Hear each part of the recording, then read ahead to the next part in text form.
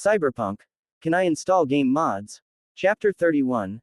Seaside. When Pila saw Rebecca about to leave with someone he hadn't met, his mind instantly conjured up a scenario of what would happen next. Of course, his version. Although Pila and Rebecca often bickered and seemed incompatible on a daily basis, deep down he still cared about his sister. Now that some unknown kid was about to whisk Rebecca away, he naturally became anxious. However, before he could finish speaking, Rebecca interrupted him. "You bastard, don't use your perverted brain to think about my business. He's my friend. If you dare to spout nonsense again, I'll blow your head off immediately." Rebecca gritted her teeth and yelled at Pila, already on the verge of exploding in rage. Pila's words made Rebecca feel incredibly awkward. She had only intended to go for a simple ride, but Pila's comment instantly twisted the situation. Although Pila's concern was one reason, it also made her feel like she had lost face in front of Luauchi. She was now regretting why she had brought Luauchi to see Pila in the first place. Meanwhile, Luauchi, who was behind Rebecca, also felt a hint of awkwardness. A single man and woman, and Rebecca had been drinking. It wasn't surprising that others would misunderstand. I'm just taking her for a ride and a chat, that's all," Luauchi explained. Pila ignored the furious Rebecca. Unfazed by Rebecca pointing a gun at him, he casually walked over to Luoki's side. A wave of alcohol instantly hit Luoki's nose. It seemed Pila had drunk a lot today. Pila extended his perverted hands and circled Luauchi, examining him from left to right, making Luoki's skin crawl. After circling once, Pila directly slung his arm around Luoki's shoulder, leaned in, and asked, "You're Rebecca's friend?" "Not bad, you're quite solid.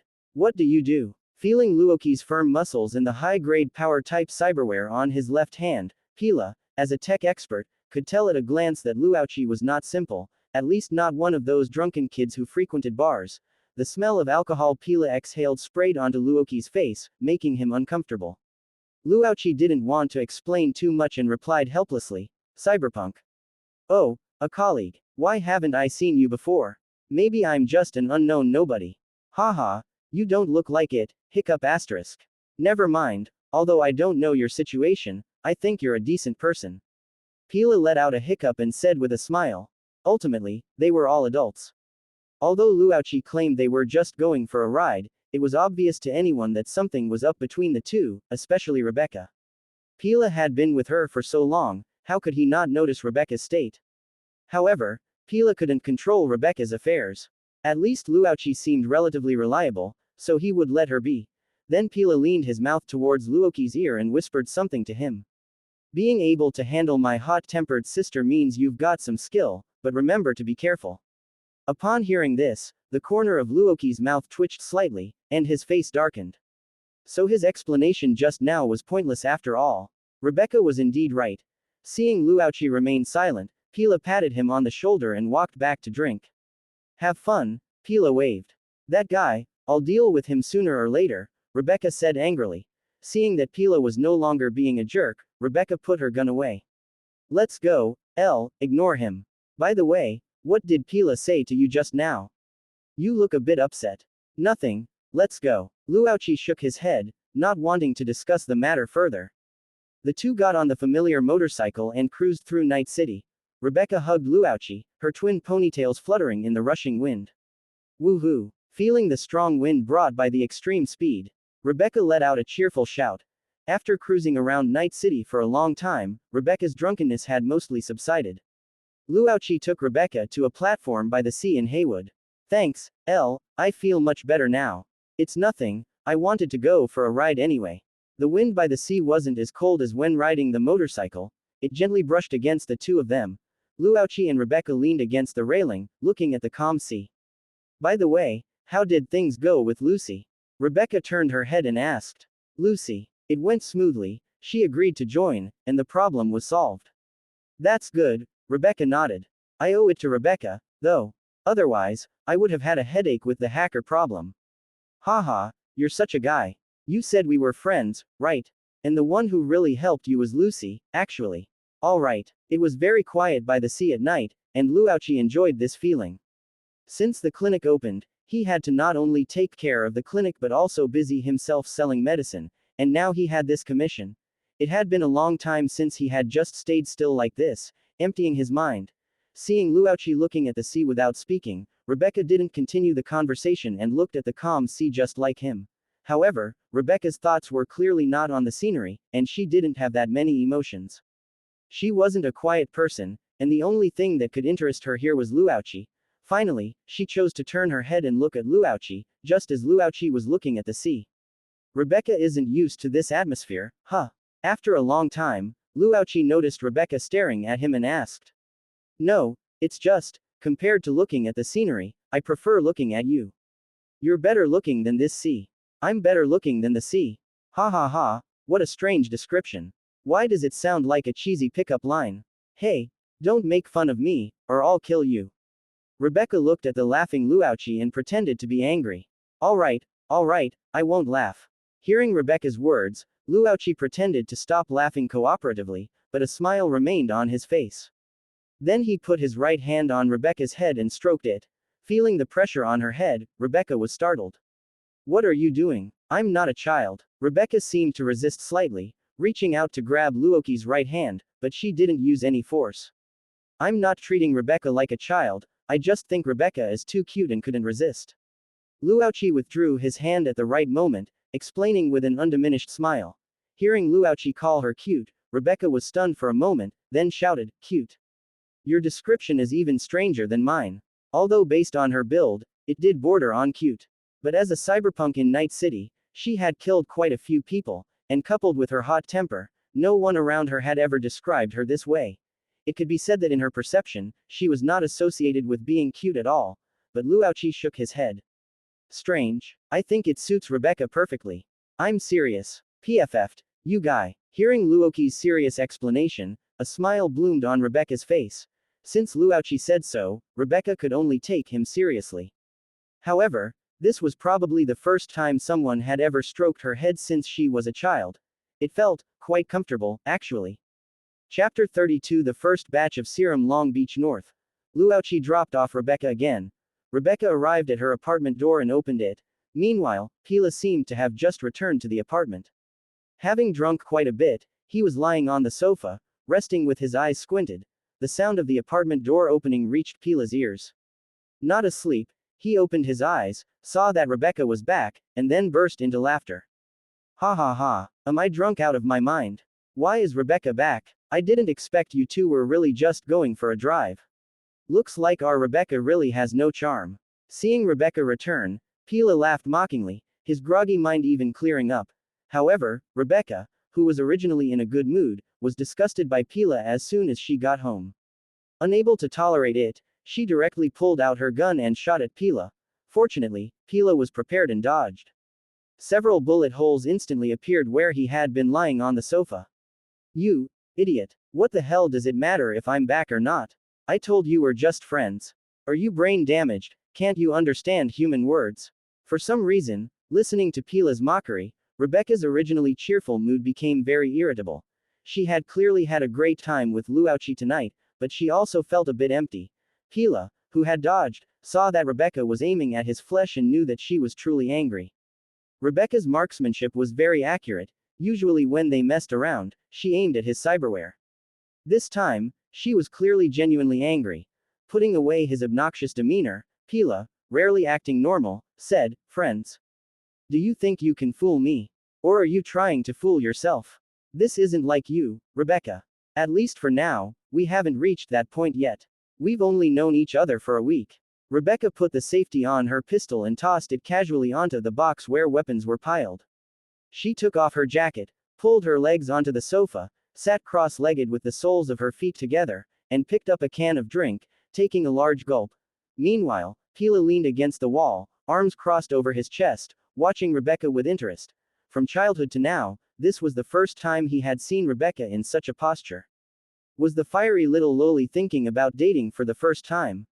This time, Pila, uncharacteristically concerned about Rebecca, said, so what if it's only a week?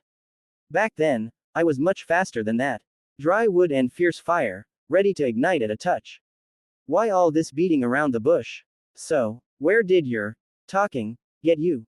If you're so good at talking, why are you only fiddling with that thing of yours while watching virtual braindances? And don't think everyone is like you, with a head full of perverted garbage. In your eyes, love is only that one thing left. Pila, who had originally intended to proudly boast about his glorious achievements, was left speechless by Rebecca's retort and could only retort stubbornly. TCH, wasn't I comforting you? You don't have to be so harsh. But you're right, I wouldn't want you to be with someone like me either. But I still advise you to listen to me. If you can get him, do it soon.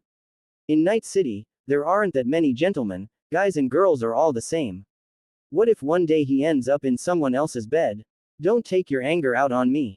You don't need to worry, I know what I'm doing, Rebecca said after a moment of silence. Although Rebecca didn't take any of Pila's words to heart, when he said that last sentence, her heart inexplicably trembled. Will he be taken away by someone? What should I do if that happens? The scene of Luauchi and Lucy sitting together suddenly flashed in Rebecca's mind. It made her mind waver, and she immediately shook her head to interrupt further imagination. Perhaps Pila had a point. And Pila, seeing that Rebecca's mood had finally calmed down, acted obnoxious again, saying, "You know jack shit. Only men understand men. Want me to teach you a couple of tricks? Guaranteed to make every man like you and make him unable to leave you. Better safe than sorry, hee hee. Get lost." Rebecca directly threw the empty drink can at Pila, interrupting his plan to continue. Casting spells. On the other side, after dropping off Rebecca, Luauchi returned to the clinic. By then, it was very late, and Luauchi also wanted to go home and rest. But there had been too many things recently, and he didn't want to delay any further. The mission at Konpeki Plaza also had considerable danger. Before that, Luauchi hoped to accumulate as much strength as possible to prevent accidents. And for Luauchi, money was power. So Luauchi rushed back to the clinic without stopping, deciding to finish the final stages of soldier serum production first. He aimed to get a payment before the commissioned operation and earn more money. In the workshop, Luauchi organized the 10 advanced soldier serums he had produced and sent out the drafted email in the advanced soldier serum product description. Open black lens bracket.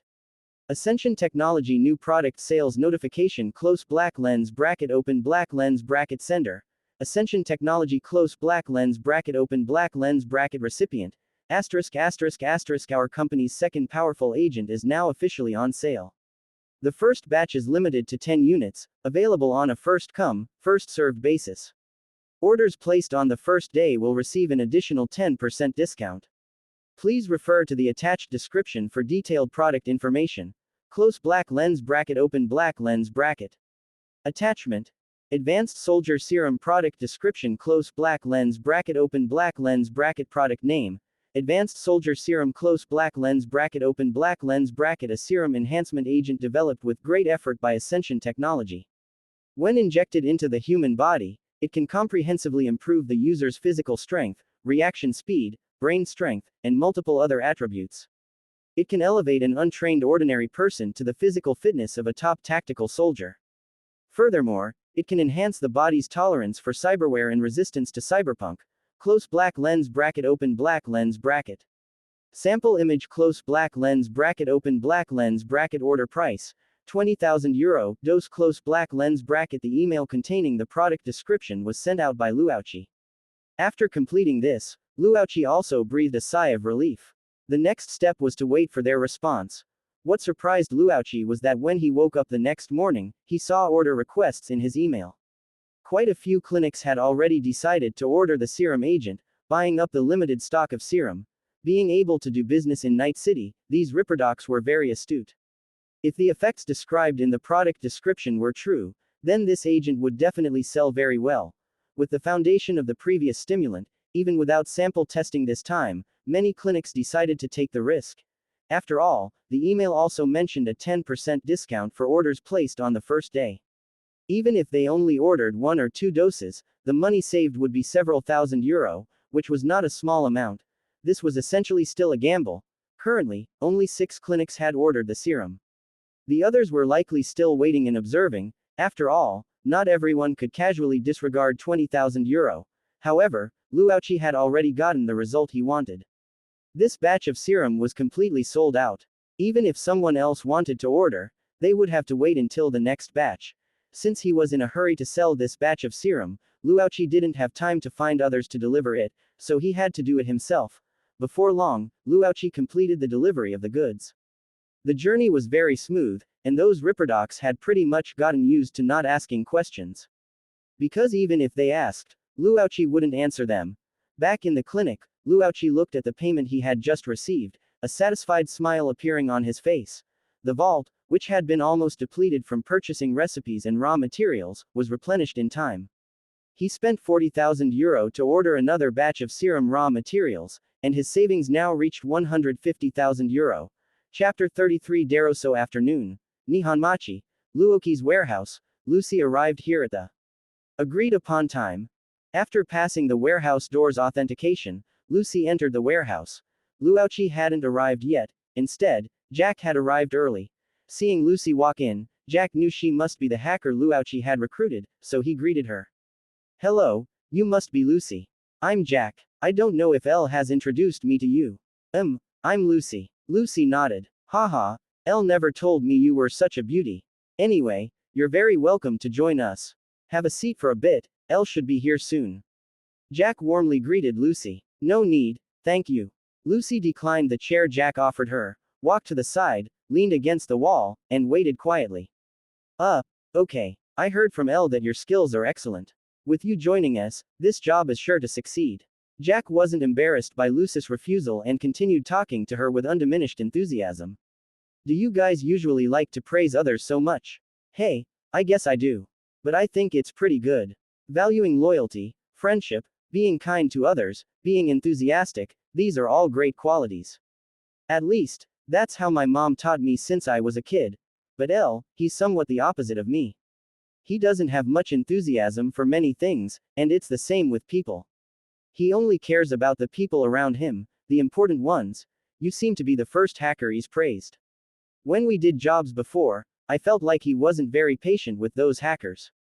Facing Lucy's probing question, Jack thought for a moment before answering. I see. How long have you known him? Lucy nodded. She had thought Luauchi was the kind of person who was enthusiastic towards everyone, but now it seemed that wasn't the case. Recalling the scene from last night, even though she didn't know him, if Jack was telling the truth, then why did he seem so concerned about her? Was it because of her hacking ability? Lucy wasn't sure. Perhaps after getting to know him more, the mystery would be solved.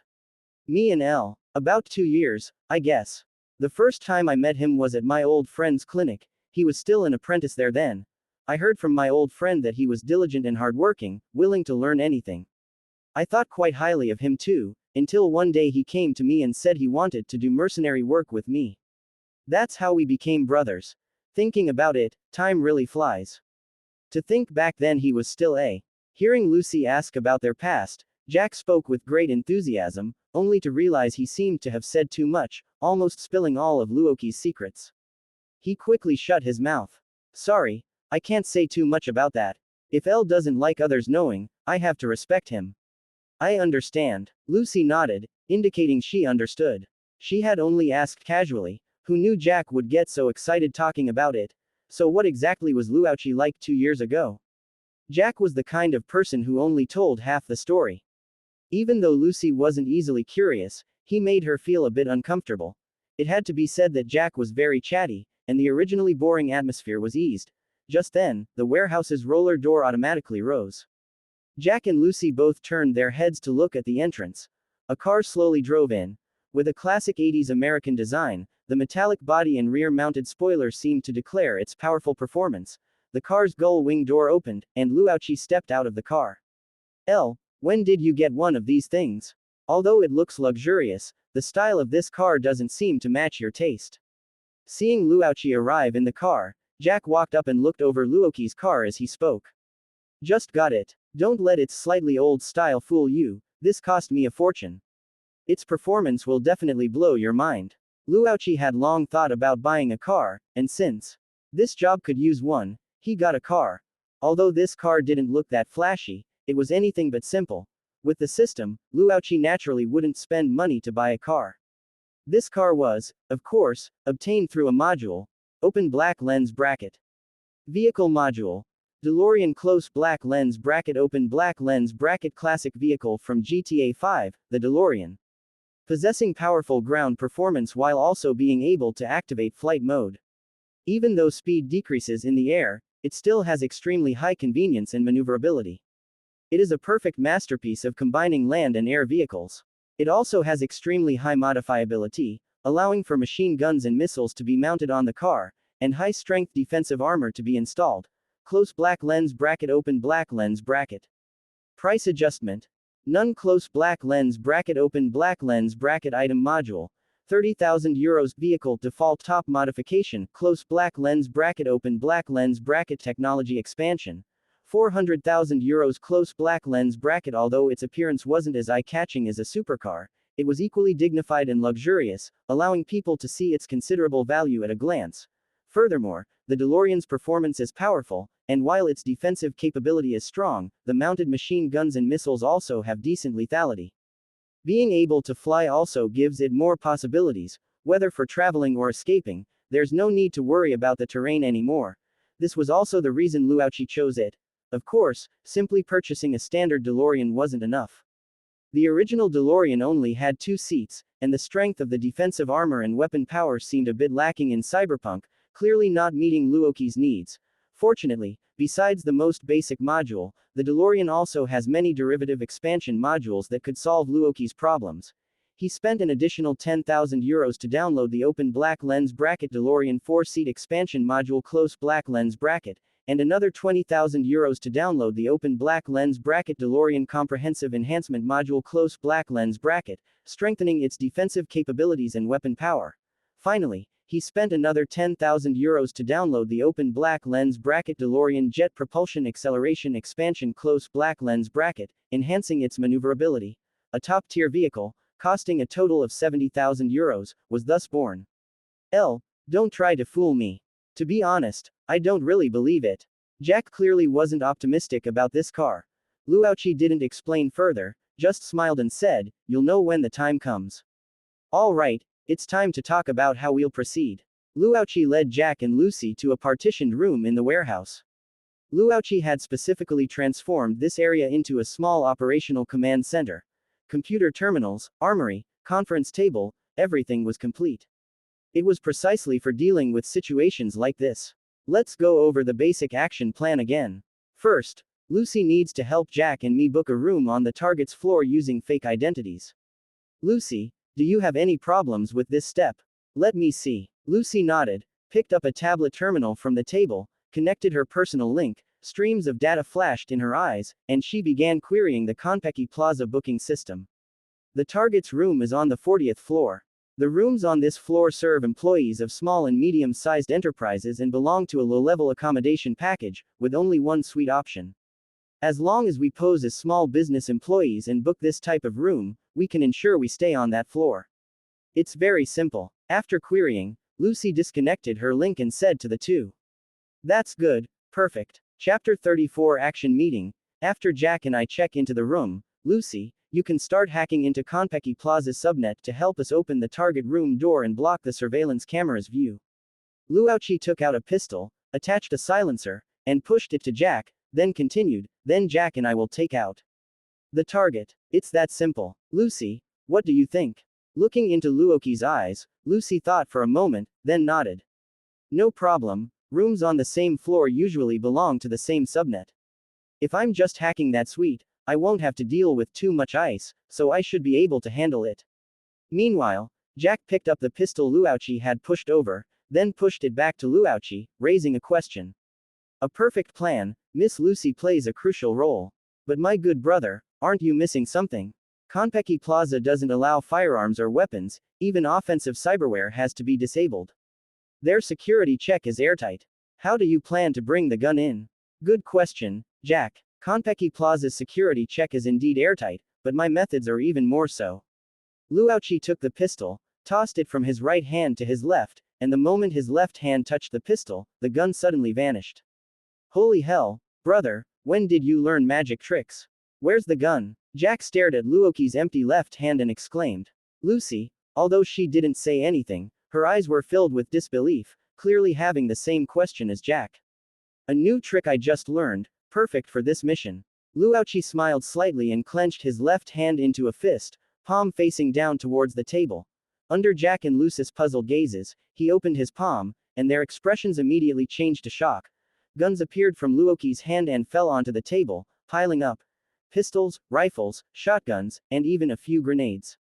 Awesome, brother, how did you pull that off? Do you have an armory hidden on you? Jack was greatly shaken. This was a scene he had never seen or imagined. Luochi shook his left hand and explained, the latest spatial folding technology module. It can open up a space to store items, perfect for dealing with this kind of security check. This ability was naturally also obtained by Luochi through a module. Open black lens bracket. Basic storage ring module close black lens bracket open black lens bracket storage ring, contains a space for storing objects. It is a relatively common storage tool in various worlds. It can be controlled by thought and has an ownership binding function, making it theft-proof, fire-proof, and waterproof. Very practical. Close black lens bracket open black lens bracket. Price adjustment. World adjustment plus 200% close black lens bracket open black lens bracket item module.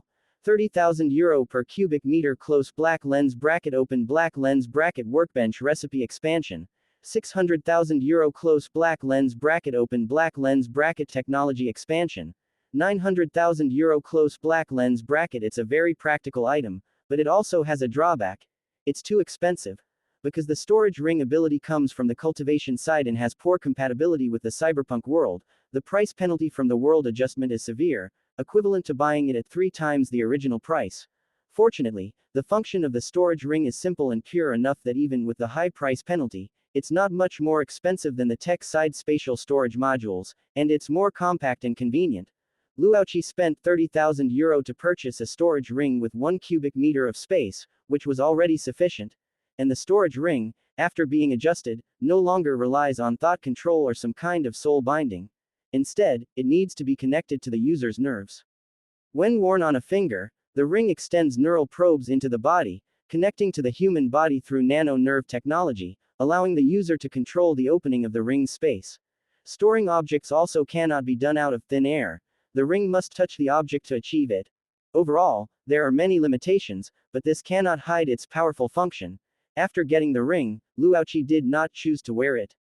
Instead, he modified his left hand's cyberware, embedding the ring into the palm of his left hand. It connected to the ring through the cyberware's nano nerves, essentially installing a storage function expansion module for the cyberware. This makes both retrieving and storing items more convenient than directly wearing the ring. It had to be U.L. This is seriously awesome this time. With this thing, going to Konpeki Plaza will be much easier. At first, I thought we'd have to fight them hand to hand. Guests at Konpeki Plaza are prohibited from carrying weapons, unless they are on the level of Arasaka Yorinobu, otherwise, they must comply. So, this time the target must also be unarmed, while Luochi and the others have guns. The outcome is obvious. The plan is pretty much like this. Are there any other questions? If everything goes smoothly and no alarm is triggered, we'll exit directly through the front door.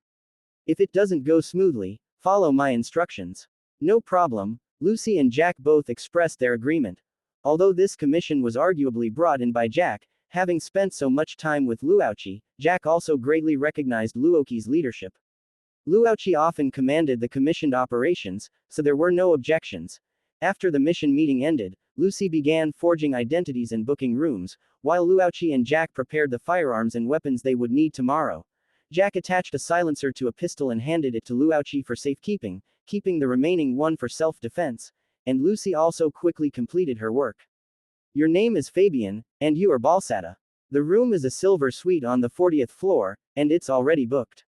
Alright, I'm Balsata. Hey, Fabian, what do you think? Jack patted Luochi's shoulder and chuckled. I think it's good, we're basically done. Let's call it a day. Balsata, Lucy, we can go back and rest now. The mission preparations were basically complete, and they just had to wait for tomorrow to see the real action at Konpeki Plaza. Luochi walked up to the DeLorean and opened the car door. I'll give you a ride back. Try out my new car, we'll rely on it to get us there tomorrow. Lucy and Jack didn't refuse and got into the car. The DeLorean started, and various displays on the dashboard showed different parameters. After being adjusted, the DeLorean also became adapted to the cyberpunk environment. In addition to adapting to the new cyberpunk fuel CH00H2, the operating system was also adapted. Remote vehicle connection, personal connection interface, these functions were all readily available. Luochi's warehouse was not far from the clinic, and soon Luochi dropped Lucy off at her home. After Lucy got out, Luochi parked the car in front of the clinic and motioned for Jack to come to his clinic. Jack, come to my clinic, I've got something good for you. What good thing? You'll see soon. Chapter 35 Suit in the clinic. Luochi took out a bottle of blue serum from the inner workshop and came to Jack. Is this the good stuff you were talking about? What is this? Jack was a little curious. An injectable serum drug that can enhance the body's functions. There might be a fight in tomorrow's mission, and this thing can come in handy. You want me to inject this? Yes. Luochi nodded. Okay. What should I do? Just lie down. Although Jack didn't know what the serum in Luochi's hand was and didn't usually use drugs, he trusted Luochi. Since he said it was a good thing, he would try it. Anyway, as long as he was sure that Luochi wouldn't harm him, there was no point in asking too many questions. Luochi was a professional in this area, so he would just listen to him. Jack lay down on the surgical chair, and Luochi began to prepare to inject him with the serum. Did you and Lucy know each other before? Luochi was still debugging the equipment, and Jack waited and asked casually. No. Speaking of which, yesterday was the first time I saw her. Luochi shook his head. When you weren't here this afternoon, I was talking to her and accidentally let slip that you were working at Lao Wei's place. Jack mentioned this to Luochi. It doesn't matter, it's not a big deal. Just don't tell her about the braindances I watch. Luochi didn't care about this, and said with a smile. Hey, I definitely understand that. Okay, I'm about to start the injection. Pay attention to adjusting your heart rate. This thing doesn't hurt, but you might sleep for a while. No problem. After a long time, you're awake, Jack. The serum injection was complete, and Jack slowly opened his eyes. Holy shit, this is awesome. Feeling the state of his body, Jack exclaimed. How do you feel? Luochi smiled. Standing up, Jack walked and jumped, feeling his body, and then ran to the corner where Luochi practiced boxing to test his strength. This is really good stuff. Where did you get it? This thing must cost a lot of money. It's not expensive, the cost is 5,000 euro, and I produced it. Luochi's words immediately made Jack's jaw drop. Jack still didn't know Luochi's secret, only that he had been busy with the clinic. Of course, Luochi wouldn't go out of his way to tell Jack for no reason.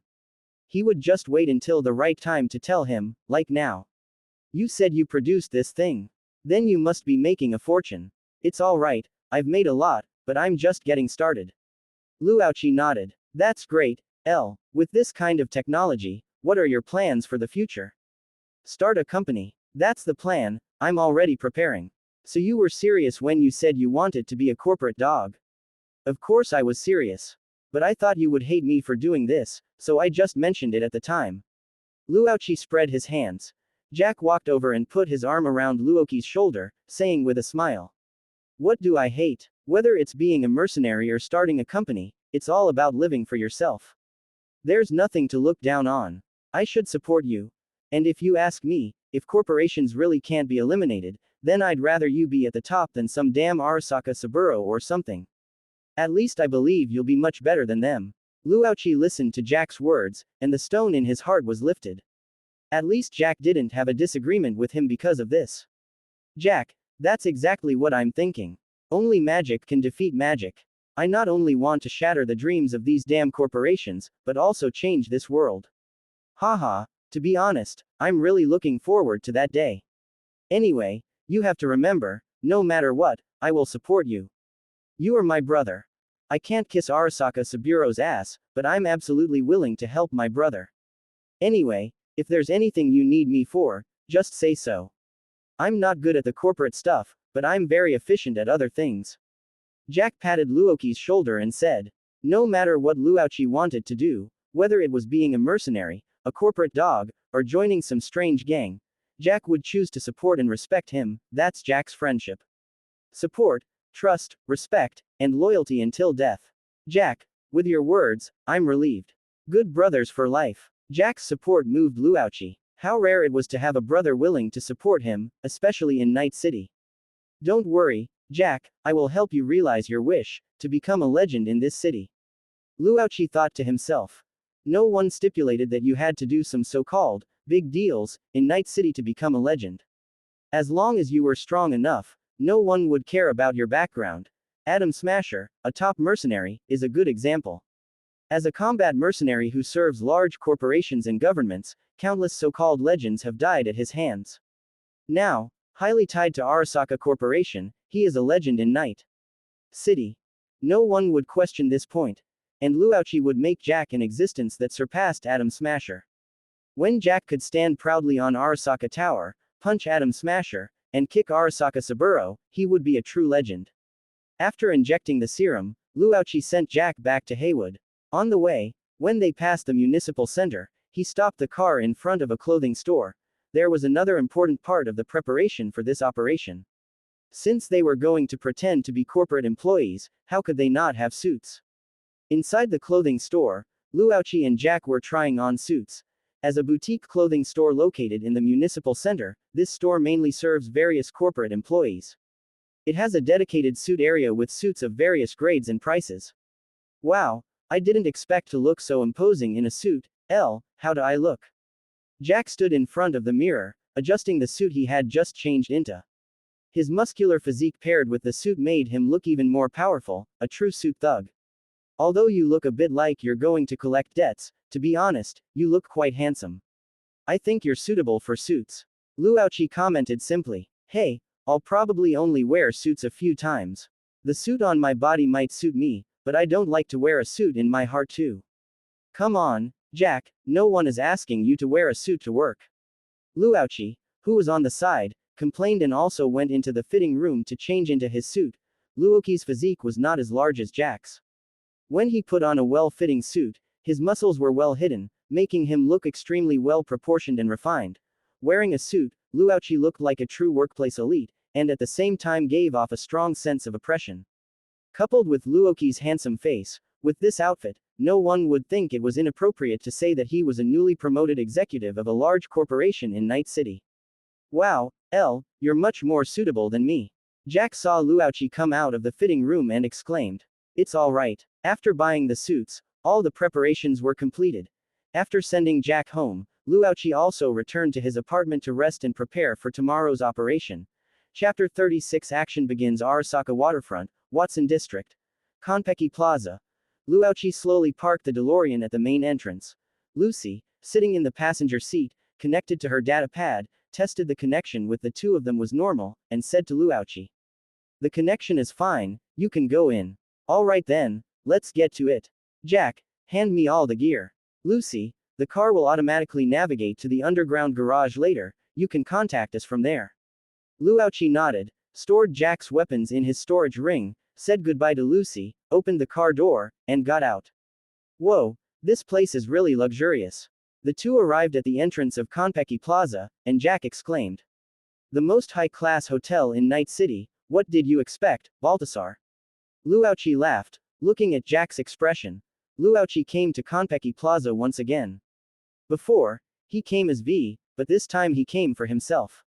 Hey, it's about time we experienced what kind of hotel corporate dogs live in. Let's go, Fabian. Arriving at the security check, security personnel scanned them from head to toe, and no alarms or anomalies were detected. Please come in, gentlemen. With the hospitality of the security personnel and concierge, the two successfully entered Konpeki Plaza. Both Luauchi and Jack wore suits and were elegantly dressed, and the staff at Konpeki Plaza also gave them full courtesy. We'd like to check in. Luauchi said to the front desk in the lobby. The overall decor of Konpeki Plaza served to highlight its luxury and high-end status, using dazzling golden yellow for the overall color scheme, and even the concierge and front desk staff had golden decorative skin implants. However, Luauchi didn't find it aesthetically pleasing, and he didn't know what they themselves thought, probably not by choice. Hello gentlemen, do you have a reservation? The front desk girl, covered in gold, asked Luauchi. Yes, Fabian. Okay Mr. Fabian, I'm currently checking your reservation information, please wait a moment. The front desk entered Fabian's name into the terminal, and the reservation information appeared. Mr. Fabian, did you reserve the silver suite located on the 40th floor? Yes, is there a problem? Luauchi asked, seeing that the front desk seemed to have something to say. It's like this, sir, for elite individuals like yourself, we have more advanced suite options. For example, our Lapis Lazuli suite on the 42nd floor in addition to being more spacious and luxurious, and having daily meal delivery service, also includes occupancy insurance, which can provide you with safer and higher quality service, perfectly matching your status. Would you like to consider upgrading your suite? The front desk girl smiled and promoted the more advanced suite service to Luochi, but while it was advanced, the price was also several tiers higher. Luochi had long known that these guys couldn't say anything good, so he wasn't surprised. Hey, are you saying the room I booked is too low grade? Or are you saying I'm low grade? No, sir, I just thought you might need better service. I absolutely didn't mean it like that. I'm very sorry, please forgive me. The front desk was startled by Luoki's sudden challenge. Looking at Luoki's sharp eyes made her feel as if her immediate superior was questioning her, and she instinctively felt fear. She had originally guessed, based on Luoki's attire and demeanor, that his status might not be low, possibly a management-level personnel from a large corporation, and felt that this ordinary low-level package wasn't suitable for him, so she wanted to promote a more advanced service to him. But she was being clever for her own good. Even if she had encountered a corporate executive checking in, they wouldn't want someone telling them what to do. Luochi had taught her a lesson. Hey, I was just joking. Your mouth is sweet, and your judgment is not bad. But remember, just do your job and don't meddle in things that don't concern you. Seeing that the front desk admitted her mistake, Luochi didn't make things difficult anymore. After all, she was just an ordinary worker, and it wasn't easy. Okay, sir, I understand, thank you for your forgiveness. I will process your check-in now, please verify your identity information. Seeing that Luoki's demeanor had softened, the front desk also breathed a sigh of relief and immediately completed the check-in for Luochi without daring to say anything more. After verifying their identity and getting the room number, Luochi and Jack bypassed the front desk and came to the lobby. Whoa, Fabian, your aura just now was amazing, it scared that young girl so much she was trembling. It's alright, these guys are like this. If you don't show some attitude, they always think they're so smart. Hey, you're right, what do you think, Lucy? You seem a bit quiet. Jack suddenly turned the topic to Lucy. He always noticed everyone in the team.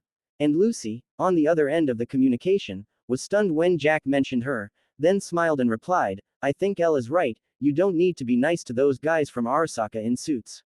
As they talked, Luochi and Jack quickly reached the elevator and pressed the 40th floor. Upon reaching the 40th floor, there weren't many rooms on this floor. The two quickly found the room they had booked, and the target's room was 2 rooms away from theirs. Alright, worthy of Konpeki Plaza, this sofa is soft enough. Entering the room, Jack flopped onto the sofa, loosened his tie, and praised. Luochi was also observing the room. As expected, it was a low-level package. The room was much smaller than the room V stayed in when he came to Konpeki Plaza, and the decorations weren't as exquisite. This is nothing. This is just a low-level suite, there are even more advanced ones. Have you seen the suites on the top floor? That's what you call true luxury, ordinary people can't even get in. The mayor of Night City is awesome, right?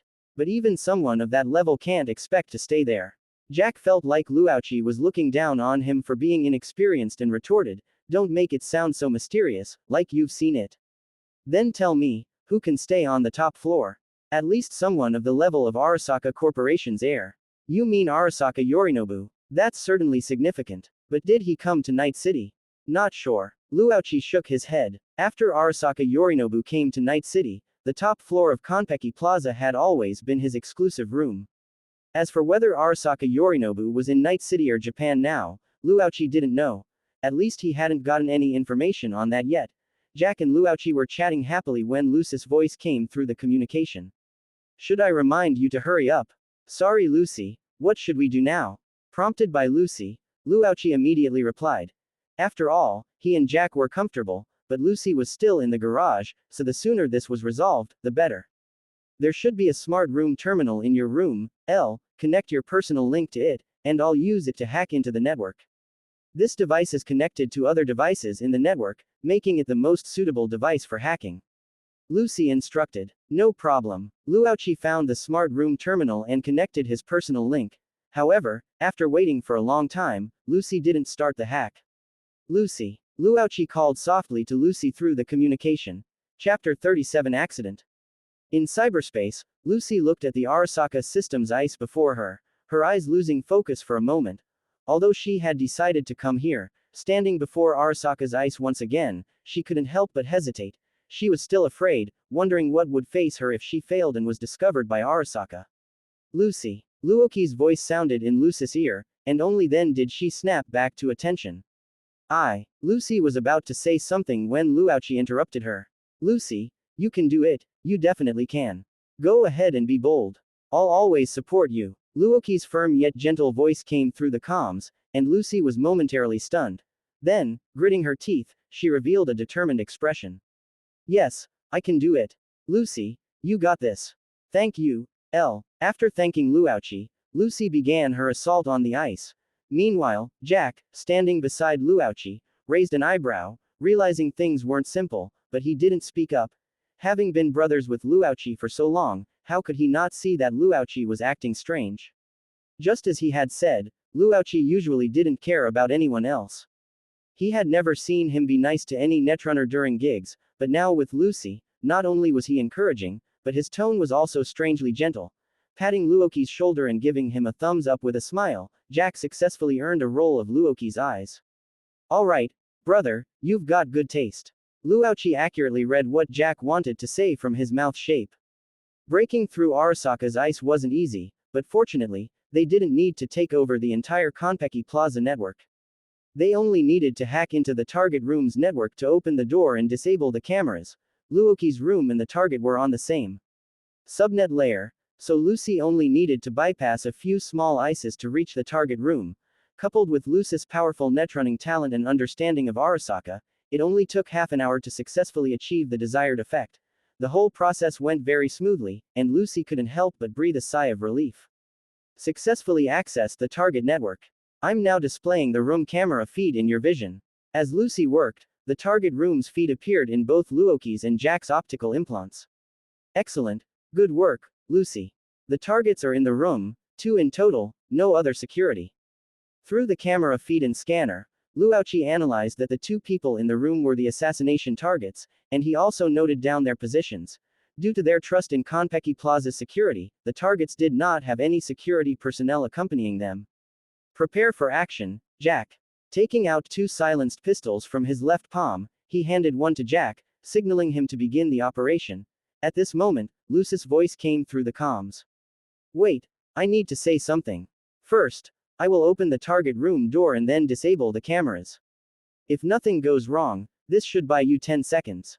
If the cameras don't respond for more than 10 seconds, the system will automatically send an alert to the netrunner on the main network. I must disable the block within 10 seconds. After 10 seconds, it's up to your luck. So you must quickly eliminate the targets and then quickly withdraw. I don't have control over the entire Konpeki Plaza network, this is already the limit. For Lucy, as a regular netrunner without powerful equipment support, achieving this level was already very impressive. To take over the entire Konpeki Plaza network, it would be impossible without the help of military-grade equipment like the one the flat-top guy had. Lucy, you said, if nothing goes wrong, so what if something does go wrong? Loading his pistol and tucking it into his waistband, Jack posed a crucial question. On the other side, Lucy paused upon hearing Jack's question and explained. There's a netrunner in Konpeki Plaza's network control room monitoring the entire network. Usually, a momentary camera disconnection like this won't attract his attention. However, if something unexpected happens, or if he happens to be checking the target room, then you should figure out how to withdraw under Konpeki Plaza's alarm. But the probability of this happening is very small, so you don't need to worry. Hey, if that's the case, then there won't be any surprises. Let's go, L. Let's give them a big one. After hearing Lucy's words, Jack smiled. This level of risk was nothing for ordinary missions. They were already living on the edge, so naturally, they weren't afraid. However, Luochi slightly furrowed his brow, feeling a bad premonition. Jack patted Luoki's shoulder, signaling to start the action. Luochi also chose not to voice his concerns. Since they had come this far, there was nothing to hesitate about. If they were discovered, they would just fight their way through. Dispelling their concerns, Luochi and Jack arrived at the target room, placing their hands near their concealed weapons, ready to assault. We're ready, go ahead, Lucy. Remember, you only have 10 seconds, Lucy reminded them again. Don't worry, we'll finish in 2 seconds. We're professionals, Luochi said confidently. The instant Lucy's countdown ended, the target room door was opened. Luoqi and Jack quickly stormed in with their guns drawn. From opening the door to entering and closing it to prevent anyone outside from seeing, it took a total of 1 second. The two quickly drew their weapons, with clear division of labor, and shot at the two targets. Bullets instantly pierced their heads. They didn't even have time to react to what was happening before they were dead. This took another second. Just as Luoqi said, it only took 2 seconds in total for the targets to be instantly killed. Having confirmed the targets were eliminated, Luoqi and Jack turned to open the door and withdraw. However, at this moment, the door suddenly displayed a forced lock status, the status light flashing red wildly, and the alarm blared in the room. The unexpected still happened. Or rather, it wasn't an accident, there was no situation where the Netrunner just happened to be checking. Instead, he had been monitoring this room all along. Clearly, they were trapped in the room, and it wouldn't be long before Konpeki Plaza's security forces arrived. Lucy. Luoqi shouted to Lucy over the comms. I've lost control of the room's network. The Arasaka Netrunner found us, he took over the network, Lucy said anxiously. Damn it. Luoqi punched the door, unable to budge it in the slightest. What do we do now? With the sudden change in situation, Jack immediately turned his gaze to Luoqi and asked calmly. We need to figure out how to withdraw first. Lucy, you're in danger. Immediately exit cyberspace and disconnect from us. Lucy wasn't with Luoqi, and he couldn't help with the network attack and defense, so he could only have her withdraw first. But what about you? Although Lucy also wanted to withdraw immediately, she was still a little worried about Luoqi and Jack. Without a Netrunner's assistance, they would be like headless flies in a place like this. Don't worry about us, we can escape on our own. Luoqi wasn't worried about escaping Konpeki Plaza, he was concerned about Lucy's safety. HMPH, trying to escape. Just then, a fourth voice came through the three people's comms. It was clear that Konpeki Plaza's Netrunner had infiltrated their network. Chapter 38 Phase Rift in Cyberspace. Lucy immediately wanted to exit after hearing the enemy hacker's voice, but it was already too late. The hacker had already laid a trap program in the room's subnet early on, instantly locking down Lucy and trapping her within the room's subnet. Haha, a few little bugs sneaked into Konpeki Plaza. Director Abernathy was indeed right. It was a wise choice to have me monitor the rooms of these corporate employees. The hacker's voice echoed in Lucy's ears, and Luoqi and Jack could hear it clearly too. At this moment, the trapped Lucy saw the arrival of the Arasaka hacker, her eyes filled with fear and anger. You Arasaka dog, let me go. Lucy struggled angrily, wanting to break free from the control, but it was obvious she couldn't. With Arasaka's powerful equipment support, they were no longer hackers of the same level. Stop struggling. The security forces will find you soon. Just wait to go to hell. But before you die, let me see if there's any useful information. At least Director Abernathy should be interested in these things. Maybe I can exchange them for a good reward. The hacker said indifferently, as if the three of them were already in his grasp. With a wave of his hand, the hacker manipulated the data stream and began to hack into the subnet of the three. Meanwhile, Luoqi and Jack, who were in the room, were also affected. To make them passively accept his information search, the Arasaka hacker directly transmitted two cracking programs, electromagnetic short circuit and synapse meltdown, to their systems via the network connection. In an instant, a powerful electromagnetic shock spread through Jack and Luoqi's bodies. Their affected legs went weak, and they were about to fall to the ground. It was then that the soldier serum's effect kicked in. The reinforced duo had their neural strength and resilience greatly enhanced. They had higher resistance to this type of neural influence control. The moment they were about to fall, they quickly propped themselves up with their hands. Their powerful recovery and adaptability also allowed them to quickly adjust to the discomfort in their bodies. I see why you hate hackers. Jack still had the presence of mind to joke at this critical moment. However, the intense pain soon shut Jack up. The synapse meltdown program was successfully uploaded. The connection between their cybernetics and personal systems began to overheat and burn and melt their nerves. Although their nerves had been strengthened, the melting speed was greatly suppressed, but it still couldn't completely nullify the effect. You're right, Jack, that's why I hate hackers. Luoqi conjured a green potion from his left hand and directly injected it into his thigh. In an instant, a powerful vitality and life force became active in Luoqi's body, and the melted synapses were quickly repaired in a short time. This was the effect of Power Excitement Agent Type 1. Under the enhancement of the Super Soldier Serum, Injecting the stimulant produced an effect greater than 1+1. The powerful physical fitness combined with powerful recovery allowed Luochi to completely ignore the damage caused by the cracking program. He took out another stimulant and gave Jack an injection as well. Both of them quickly returned to normal. Thanks, L. I feel much better. In cyberspace, the Arasaka hacker was also greatly shocked to see that the two were not affected by his program. With their consciousness intact, he couldn't perform a deep dive search on them and could only give up, waiting for the security forces to deal with them. Fortunately, there was Lucy in front of him. Lucy was no longer able to resist. Under the intrusion of the powerful data stream, she had fallen into a coma. The hacker decided to give up on Luochi and Jack and search for useful information on Lucy instead. Damn it, is there really no information at all? As expected of Night City's Cyberpunk, not a single piece of information was leaked. Lucy didn't know the source of the commission for this mission, only what needed to be done. Obviously, it was impossible to obtain information from her. But soon, the hacker let out a surprised sound. Look what I found. This girl used to be Arasaka's property. Interesting, a runaway Arasaka hacker. No wonder she could bypass Arasaka ice with equipment that looks like it was picked up from a junkyard. This is a major discovery. If I report this guy to the higher-ups. Just as the Arasaka hacker was immersed in the joy of discovering information, he suddenly found that Luochi and Jack had disappeared from the room. Their figures could not be detected in the room's subnet, as if they had vanished into thin air.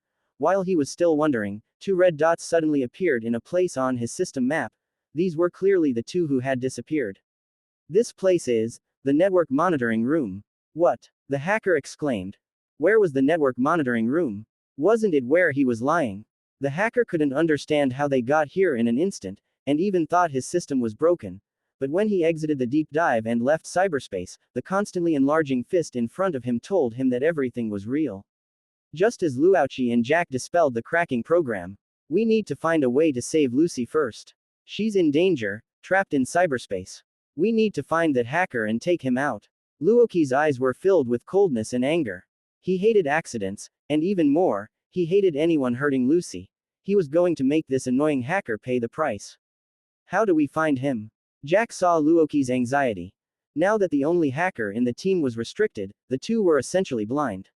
Let alone finding the hacker, even getting out of this room was a problem. Follow me, Luochi replied. At the same time, his consciousness quickly browsed through the modules in his mind. Now, the only way to break the situation was to rely on the modules, abilities, and Luochi had already prepared contingency plans for various unexpected situations. This was one of the reasons Luochi dared to get involved in Konpeki Plaza.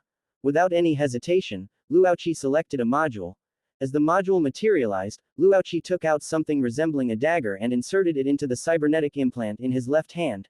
After waiting for 1 or 2 seconds, a red dot suddenly appeared on Luochi's system map. Enemy location revealed. A prompt popped up with the appearance of the red dot. Open black lens bracket. Apex Legends. Ash's skill kit module close black lens bracket open black lens bracket contains Ash's 3 skill kits from Apex Legends. Marked for death, data knife, insert it into a target to reveal the attacker's location. Can be used on corpses, usually to reveal the location of the corpse's killer. Of course, if you want to find the attacker's location, you can also choose to stab yourself. Arc Snare, a throwable electromagnetic trap that binds the nearest target and deals damage. Phase Breach, Phase Knife, can tear open a phase rift at any location within range for a one-way teleporting dash. Close black lens bracket open black lens bracket. Price adjustment. Bundle discount minus 30% close black lens bracket open black lens bracket item module. €35,000 close black lens bracket. This was the module Luochi chose. Not just a simple ability, the module materialized Ash's skills in the form of equipment. And unlike the game, which made nerfs for balance, the module's equipment had more powerful and reasonable functions. This allowed Luochi to use the data knife on himself to reverse search for the location of the hacker who had just launched a network attack on him. At the same time, as long as the phase knife was within range, it could ignore wall obstructions and directly tear open a portal to any location. Chapter 39 Evacuation. Jack, follow me. Luochi looked at the location marked on the system map and pulled out his phase blade. With a swing of the blade, he directly tore open a phase rift from the room straight to the hacker's location. The moment he stepped into the phase rift, Luochi was immediately sucked in. The feeling of phase shifting wasn't pleasant, unstable void energy seemed to want to tear his body apart at any moment. Fortunately, his physical strength was sufficient to ignore this damage, but the strange sensation brought by phase shifting still needed getting used to. Meanwhile, Jack in the room watched as Luochi tore open a void rift with a blade. Filled with shock, he didn't hesitate and followed Luochi directly into the rift. Not long after, when the security forces breached the room, they were confused seeing the intact room and the vanished target. The phase rift had long since dissipated by then. The request command sent to the hacker also went unanswered, like a stone sinking into the sea. For a moment, the roles were reversed, and Konpeki Plaza's security became truly headless flies. Passing through the phase rift, Luochi appeared in the network center of Konpeki Plaza. Found you. Luochi looked at the Arasaka hacker lying in the hacker chair, a savage smile appearing on his face. Luochi instantly rushed in front of him and smashed a fist down onto his face. Even though the hacker reacted quickly enough to exit the deep dive in time, it was still too late to stop the fist from landing. Luochi's punch, filled with rage, carried terrifying power and smashed directly into his face. As is well known, hackers' physical strength and defense are far below the level of normal combat personnel. With just one punch, Luochi easily shattered his skull, his entire face caved in, and blood splattered out onto the hacker chair. Luochi looked at the hacker whose head was smashed through, deader than dead, and shook his right hand, which was covered in a red and white mixture. Just then, Jack had just emerged from the rift, having experienced the shock of the phase rift and the strange sensation of phase shifting, only to see that Luochi had already beaten the hacker into an unrecognizable state. Damn, you're still so ruthless. At this moment, Jack had huge questions in his mind, but he knew now wasn't the time to ask them. They still needed to hurry and escape, so he could only casually complain. In cyberspace, with the hacker's death, the program restricting Lucy lost its effect, and Lucy successfully exited cyberspace, though she was still in a coma. Lucy. Luochi tried calling out but received no response. Fortunately, Luochi connected to the DeLorean's vehicle system and saw that Lucy's bio-monitoring signal on the car showed normal, which put his mind at ease. Lucy is unconscious, we have to figure something out ourselves. Not much time left, Luochi said to Jack. Although they triggered an alarm, it wasn't the highest level red alert, just a normal yellow alert, and it only affected the room they were in, not the entire Konpeki Plaza. For Arasaka, this was just a minor incident. It was impossible for them to let all the guests know about it, which would affect their reputation. Now that the hacker was dead, if the hacker didn't send back a signal for a long time, Konpeki Plaza's AI would determine the situation was out of control and raise the alarm level. But what they needed to do now was no longer a simple withdrawal. Without Lucy's help, the wrap-up work for the commission couldn't be done, and the surveillance data and intrusion traces couldn't be cleared. This would cause them a lot of trouble. Fortunately, they were currently in the network center of the entire Konpeki Plaza, which was directly connected to the servers. It was the fastest and most convenient place to erase traces. Jack, cover me. I need to erase all our traces. Luochi said to Jack, then pushed the hacker's body off the chair, unplugged the network interface from him, and plugged it into himself. Luochi had originally studied hacking techniques.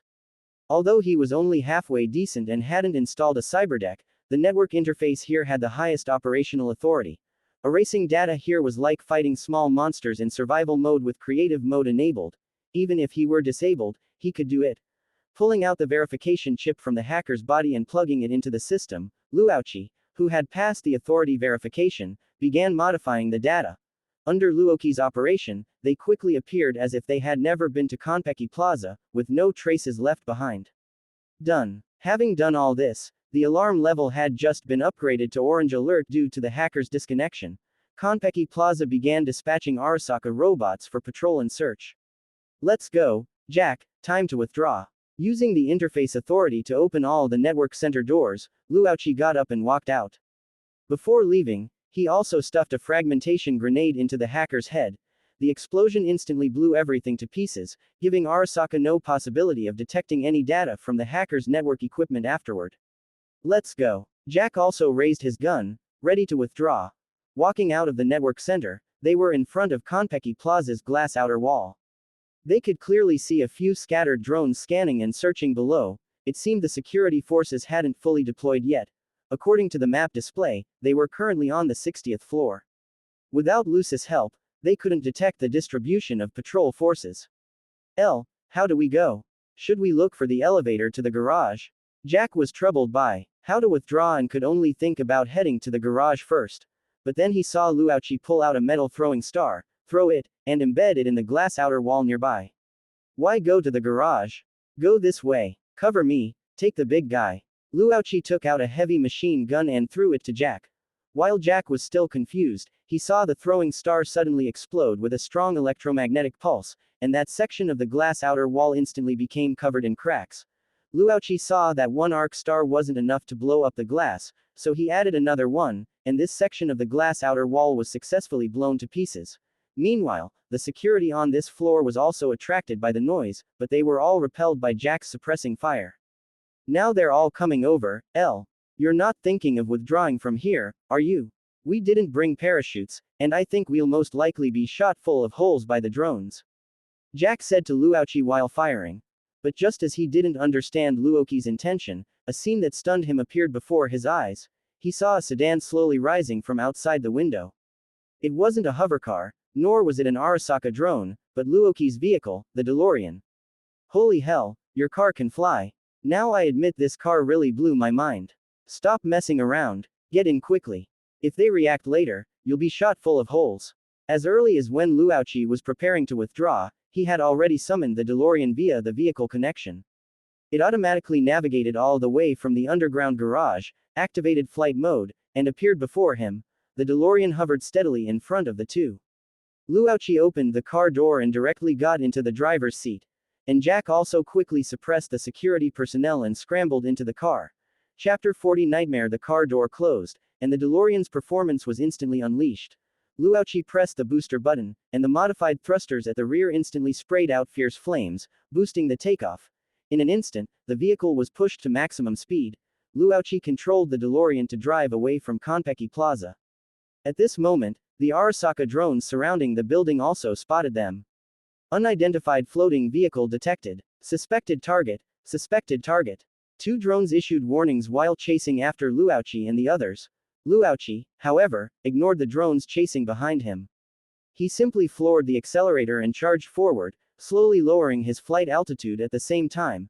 The DeLorean's speed advantage couldn't be fully utilized at high altitude. To shake off the Arasaka drones, switching to land mode or low altitude flight was a better option. But even so, the distance between the drones and them was constantly shrinking. Confirm current vehicle as the target, execute interception immediately, open fire. At this point, the drones also confirmed that this was the escaping target based on information from Konpeki Plaza's main network, and their mounted weapons began to operate. The machine gun barrels began to spit out bullets, showering the DeLorean. The defensive enhancements Luauchi installed now played their part. Bullets hit the car, sparking, but were unable to penetrate the vehicle's armor and bulletproof glass. Holy crap, this car is awesome. Jack sat up and turned his head to look at the frantically shooting drones behind them. He had already braced himself to duck down and avoid the bullets, but the bullets couldn't get through at all. At this moment, Luauchi had lowered the altitude to ground level flying. In this state, the turning flexibility was at its highest. Luauchi glanced at the drones relentlessly pursuing behind him. Although they couldn't penetrate the vehicle's defense, it wasn't a solution to have them buzzing around like mosquitoes, constantly annoying him. It would also attract other Arasaka reinforcements. To completely shake off Arasaka's pursuit, they still had to be dealt with first.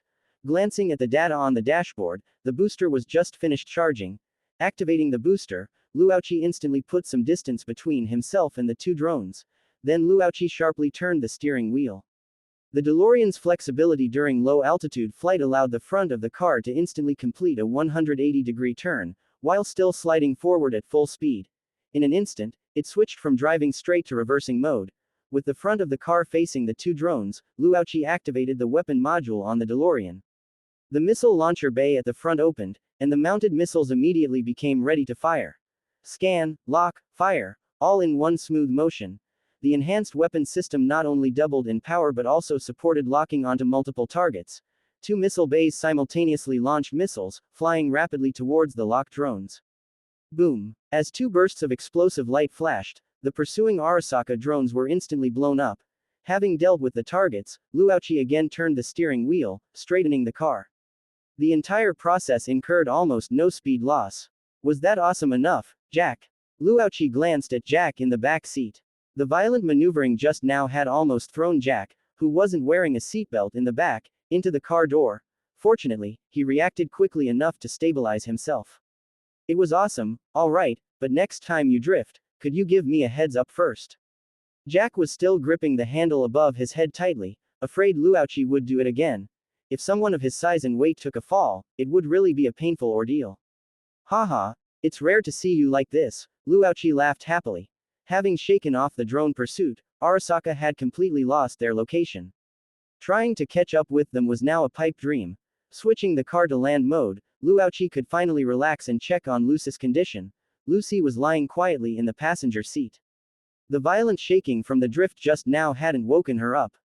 It seemed she would need some time to recover. Is Lucy okay? Jack leaned his head forward from the back seat, concerned. Nothing serious, bio-monitoring shows everything is normal, breathing is steady.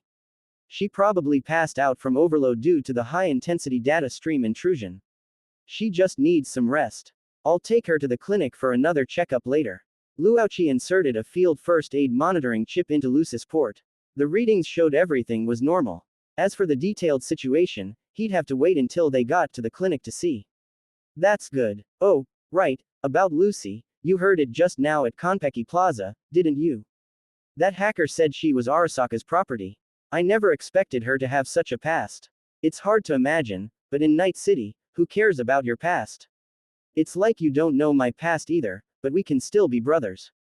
That's true. Arasaka waterfront wasn't too far from Nihonmachi, so Luochi quickly returned to the clinic with Jack. Jack, I need to check on Lucy's condition first. You can take my car back. Oh, and remember not to talk about Lucy's matter. Getting out of the car, Luochi went around to the passenger side, picked Lucy up, and instructed Jack. Don't worry, my lips are sealed. But speaking of which, how are things between you and Lucy? Looking at you, it's rare to see you smitten. Jack also got out of the car and took the car keycard that Luochi conjured from his left hand. It's not set in stone yet, I'll keep trying. Alright, good luck. I'm heading back now. My mom was nagging me all last night, so worried something would happen to me. I need to get back quickly and let her know I'm safe. After saying goodbye to Jack, Luochi carried Lucy to the clinic, placed her on the surgical chair, connected her to the equipment, and performed a comprehensive check. Lucy, run, escape. Lucy, welcome to Main's team. Lucy, you can do it. Stop struggling, the security forces will find you soon. Lucy felt like she had a very long dream, dreaming of her companions dying one by one in front of her, dreaming of escaping to Night City, dreaming of Luoki's encouragement. She dreamed of being discovered by an Arasaka hacker, imprisoned once again in a dark, sunless base, strapped to a hacker chair, continuing the endless data mining. Hazily, Lucy slowly regained consciousness. Her brows furrowed, feeling the sensation on her body, as if she was once again sitting in a hacker chair. Did I get caught back? No. Lucy let out a gasp, suddenly jolting awake. Her eyes, wide open, were filled with terror. She was afraid the sight before her was the unforgettable Arasaka base. Don't be afraid, Lucy, relax. It's me, L. This is my clinic, not Arasaka territory. There are no Arasaka people here. You are safe now. Relax, it's okay. Chapter 41 Rooftop. A gentle voice sounded in Lucy's ear. At the same time, a thick palm pressed on Lucy's shoulder, and the warmth that came from it calmed Lucy down a little. Lucy turned her head to look, it was Luochi sitting next to her. She looked around, and the surrounding scene came into view. It was a Ripperdoc clinic, and the chair she was sitting on wasn't a netrunner chair, but a surgical chair. Seeing that she hadn't been captured by Arasaka, and with Luoki's words of comfort, Lucy's tense nerves slightly relaxed. But Lucy's eyes were still somewhat vacant, as if the nightmare she just had was still lingering in her mind. Just as Luochi was still thinking about how to comfort Lucy, Lucy suddenly turned around and hugged Luochi tightly. The sudden hug caused Luoki's brain to short-circuit for a moment, and even his body unconsciously froze. Don't move, let me hug you for a bit, just for a bit. Lucy's soft words sounded close to Luoki's ear. Lucy's personality didn't allow her to show such emotions, but the nightmare she just had became the last straw that broke the camel's back. At this moment, she really needed a warm reliance, just for a bit. Since taking on this commission, she had experienced too many emotional ups and downs, from the hesitation and fear of infiltrating Arasaka's network, to the panic when discovered, and now the relief that everything was over. Lucy had too many emotions that needed to be vented. She always presented herself as very strong, but deep down, she would also feel lost and afraid. It was just that no one could listen to her, and no one could understand her. In Night City, who was worthy of her trust? Perhaps this time, she could only continue to silently smoke in a corner by herself, enduring that heavy past. Feeling the burning body temperature coming from Luochi, the cold feeling from the dream seemed to be blown away, and Lucy's flustered and helpless heart gradually became calm. And hearing Lucy's words, Luochi also relaxed, stretched out his hands, and hugged Lucy as well.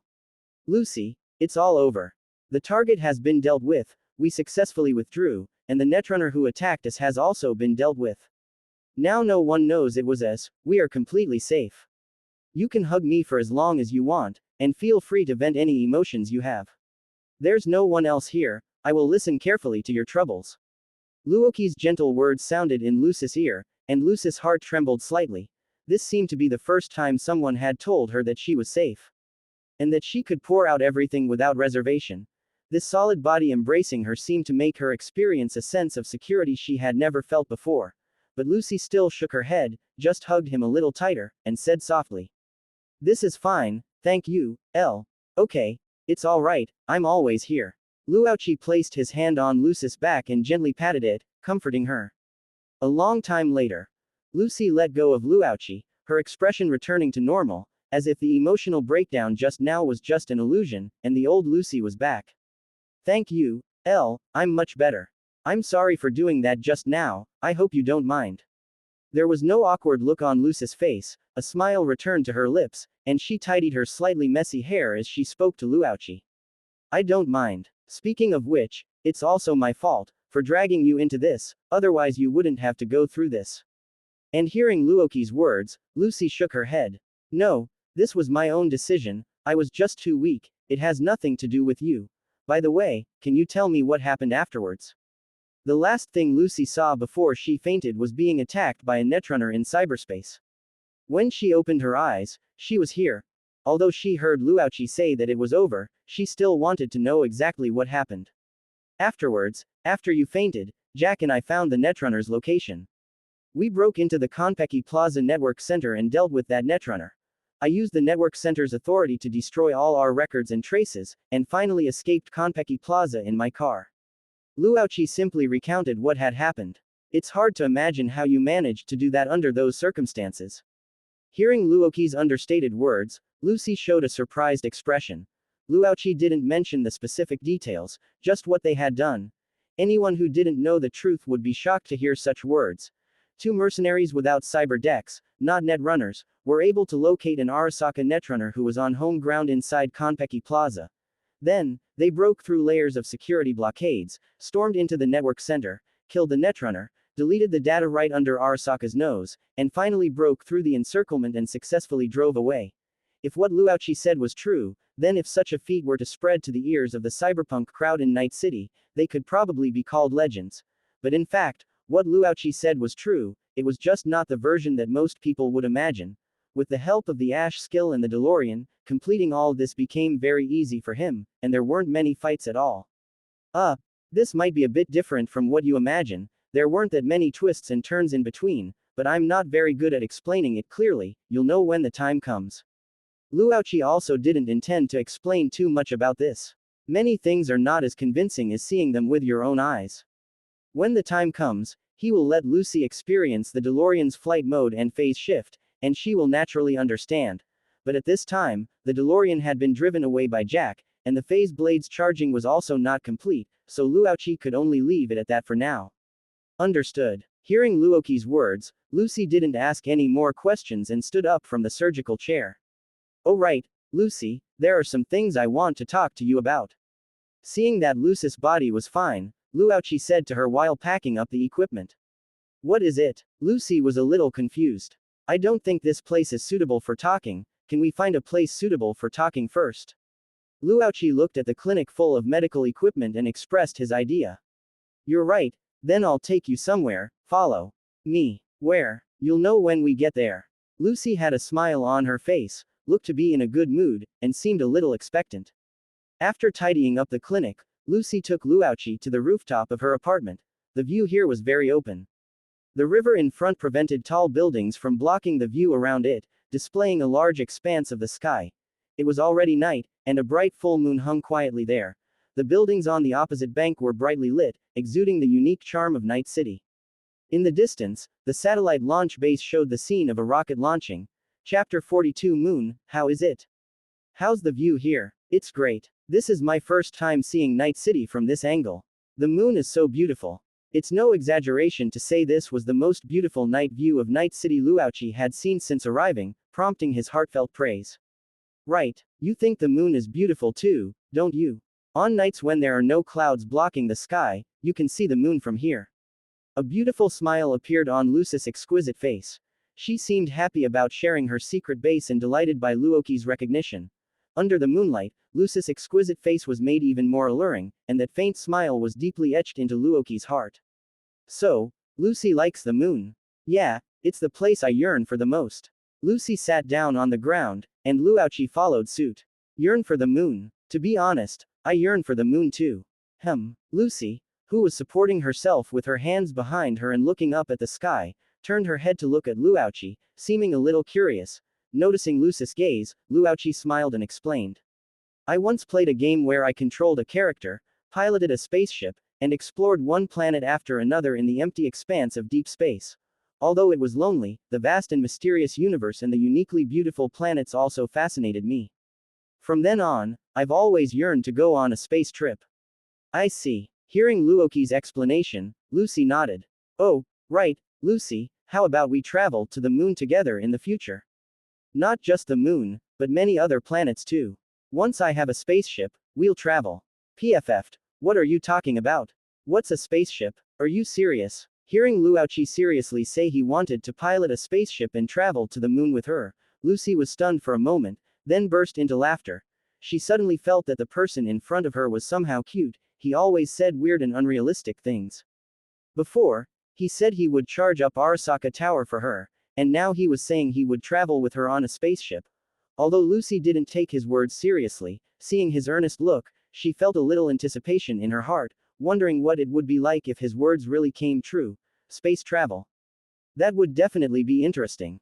If she could really have a spaceship that could take her to different planets, would she be able to escape Arasaka forever?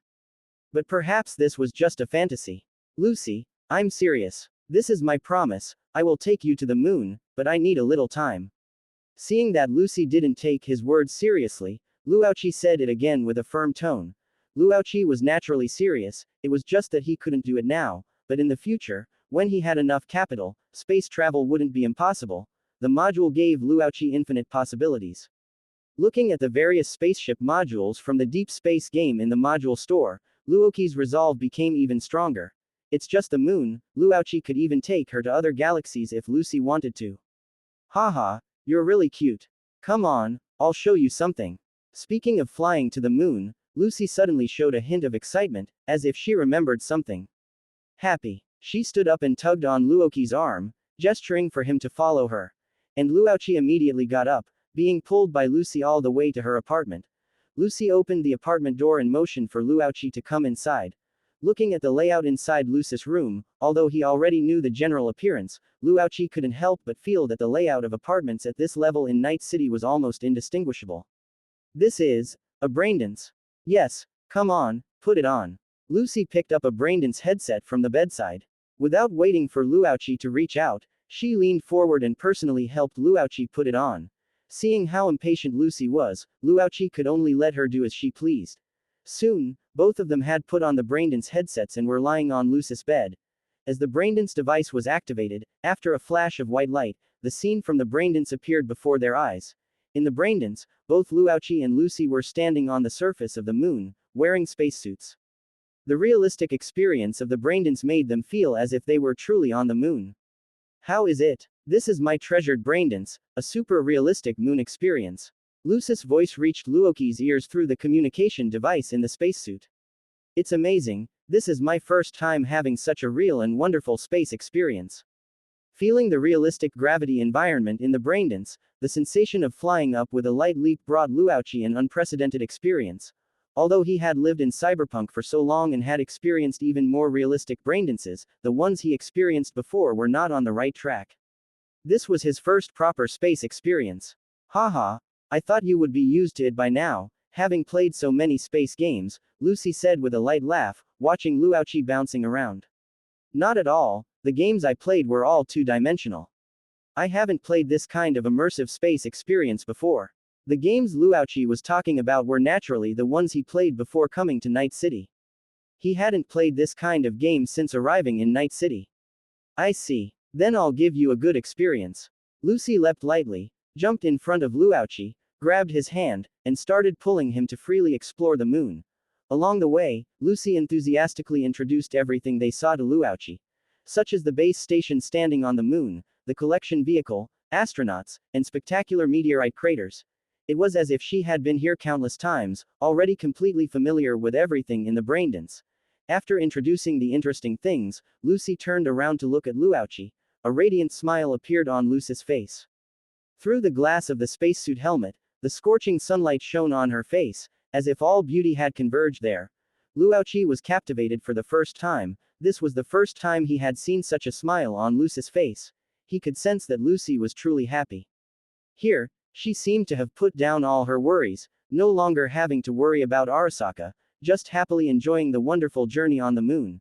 And Lucy also felt unprecedented happiness at this moment, not just what the moon braindance brought her, but what Luauchi brought. This was the first time she had brought someone here. This was her true secret base, like her heart chamber. No one had ever set foot here before, but today there was an exception. It was the first time she could tell someone her joy, the first time she could share her dream with someone and receive recognition. Lucy had experienced this braindance countless times, but perhaps this time was the happiest. As they wandered around, they soon arrived in front of a huge meteorite crater. Lucy stopped walking and didn't go any further. Chapter 43 Rocky's Dream. How was your trip to the moon? It was great, thank you Lucy, for letting me experience such a wonderful braindance.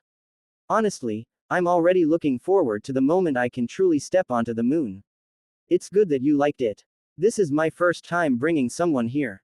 Before, I thought I could be happy on the moon alone, but now I realize, it feels really good to have someone accompany me. Then I can always accompany you. Haha, thank you. The two sat on the edge of a crater. The starry sky on the moon was beautiful, with the massive blue planet occupying a large part of it, hanging silently before them. Always accompany me. Lucy just stared at the beautiful Earth, imagining how wonderful it would be if they lived on the moon and spent every day like this. At this moment, Lucy seemed to suddenly remember something. Oh right, didn't you have something to tell me? If she remembered correctly, Luauchi was the one who wanted to tell her something initially, but they accidentally drifted to the topic of the moon. And Luauchi, who was beside her, looked into Lucy's eyes, was silent for a moment, and then spoke. There is something I need to tell you. That, at Konpeki Plaza, Arasaka's netrunners conducted a deep dive into you to search for information. He said that you were once Arasaka's property. Only Jack and I know about this now. That netrunner died before uploading the information, and I blew up his brain. Arasaka doesn't know about this, so you don't need to worry. Luauchi originally didn't want to ruin the beautiful atmosphere at this moment, but in the end, he chose to say it anyway. At least here, Lucy could open up her heart more. When Lucy heard that the Arasaka netrunner had dug up her identity, she showed a shocked expression, but then relaxed again after hearing that Arasaka was unaware of it. Lucy was actually afraid of this matter being known by others. She had never revealed this past to anyone else, not even the members of Main's team. The fundamental reason is still that phrase. In Night City, the only person you can always trust is yourself. She didn't know if she would be sold out to Arasaka one day if this matter became known to others. But now that Luauchi and Jack knew about it, she could only choose to accept it. After all, she couldn't possibly kill them to silence them. Putting aside whether she could do it, they were the ones who rescued her at Konpeki Plaza. Although they hadn't spent much time together, she felt that these two were much more reliable and trustworthy than others. If Luauchi truly intended to sell her out to Arasaka, he wouldn't have told her about this matter. Moreover, recalling the experiences of tonight, whether it was Luauchi's comfort to her at the beginning, or his promise to her later, and now bringing him to the moon in a braindance, Lucy had already come to regard Luoqi as someone she could trust, and the only one. Well, you guys know now. Yes, I was once a netrunner under Arasaka, and now I've escaped to Night City. Didn't you ask me before why I'm afraid of Arasaka? This is the reason. I was trained as a netrunner by Arasaka from a young age, with no parents, only endless training. Many children were like me, treated as tools by Arasaka. When we grew up, Arasaka threw us into the old net to search for valuable data. But in that place, countless malicious programs and rogue ice were rampant. Every time, someone was attacked, died, and remained there forever. Not knowing which day it would be our turn, we chose to resist, using the techniques Arasaka taught us to kill them and escape. I've been on the run the whole time, never stopping, just afraid that Arasaka would catch up one day, find me, and lock me back in that place with no end in sight, until I came to Night City, where it's chaotic, and no one cares about your past. Here, there's no longer that sense of urgency of being chased by Arasaka, but I'm still afraid. As long as I'm in a place covered by Arasaka, I can't stop feeling fear, as if they will find me someday. For me, any place where Arasaka exists is hell. That's why I yearn for the moon. I've always dreamed of going to the moon so I can escape Arasaka forever. Do you think it's shameful, cowardly? But this is my dream. Lucy's tone seemed very relieved, as if a large stone that had been pressing on her heart for many years had been lifted. This secret had been sealed in her heart for too long, and when she spoke it out, she felt a sense of liberation. No, Luoqi shook his head, and continued. Lucy, I can understand how you feel. This isn't your fault, it's Arasaka's fault. They are too large. If it were anyone else, they would probably only be able to run. This isn't cowardice, and it's not shameful. To normal people, Arasaka is like a behemoth. Fighting against them is no different from seeking death. What I said before was too harsh. If it caused you trouble, I'm very sorry. Whether it was before coming to Night City or after being stranded in Night City, I have always hated these corporations. I look forward to the day when I can completely break the corporations, rule and stand at the highest point of this city, this world. This is my dream. But this is ultimately just my dream, not yours. I shouldn't ask you to work towards my dream. The words Luoqi spoke in a calm and firm tone, however, stirred up waves in Lucy's heart. This is your dream. This was the most unrealistic dream she had ever heard. What kind of person could calmly say that they wanted to stand at the highest point of the world? She had heard others' dreams before, whether it was becoming a legend, becoming a corporate executive, or making enough money to leave this city, but this was the first time she had heard someone say something so outlandish. You're really a lunatic. Perhaps. Maybe you think it's unrealistic, but I will keep working towards it, both my dream and your dream, I will make them come true. Believe me, Lucy, I will take you to the moon. I will become an existence more powerful than Arasaka, trample Arasaka underfoot, and make you no longer fear them. A smile appeared on Luoqi's face, and he extended his hand to Lucy, as if inviting her to witness everything he was about to do. Lucy stared at this scene, stunned. The sunlight shone from behind Luoqi, as if he was stepping out of the light to save her from the darkness. Why? Lucy murmured. She didn't understand. He was clearly saying that others shouldn't work towards his dream, yet he was thinking of fulfilling her dream.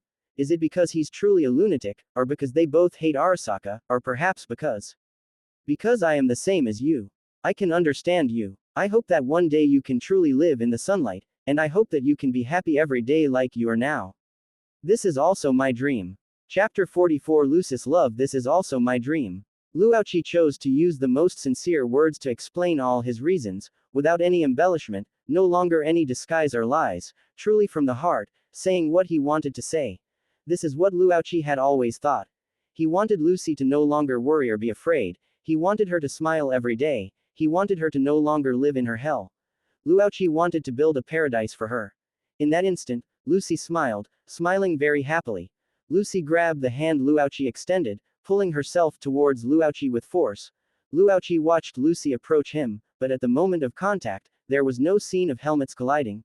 Lucy disappeared as Luoqi's braindance headset was removed. Luoqi's mouth was blocked. Lucy responded to Luoqi with action. Lucy had already revealed all her secrets to Luoqi, her emotions, her dreams, her past. Luoqi was the first person to listen to her dreams, and the first person to walk into her heart. No one had ever told her that they hoped she would be happy every day, or that they hoped she could live in the sunlight.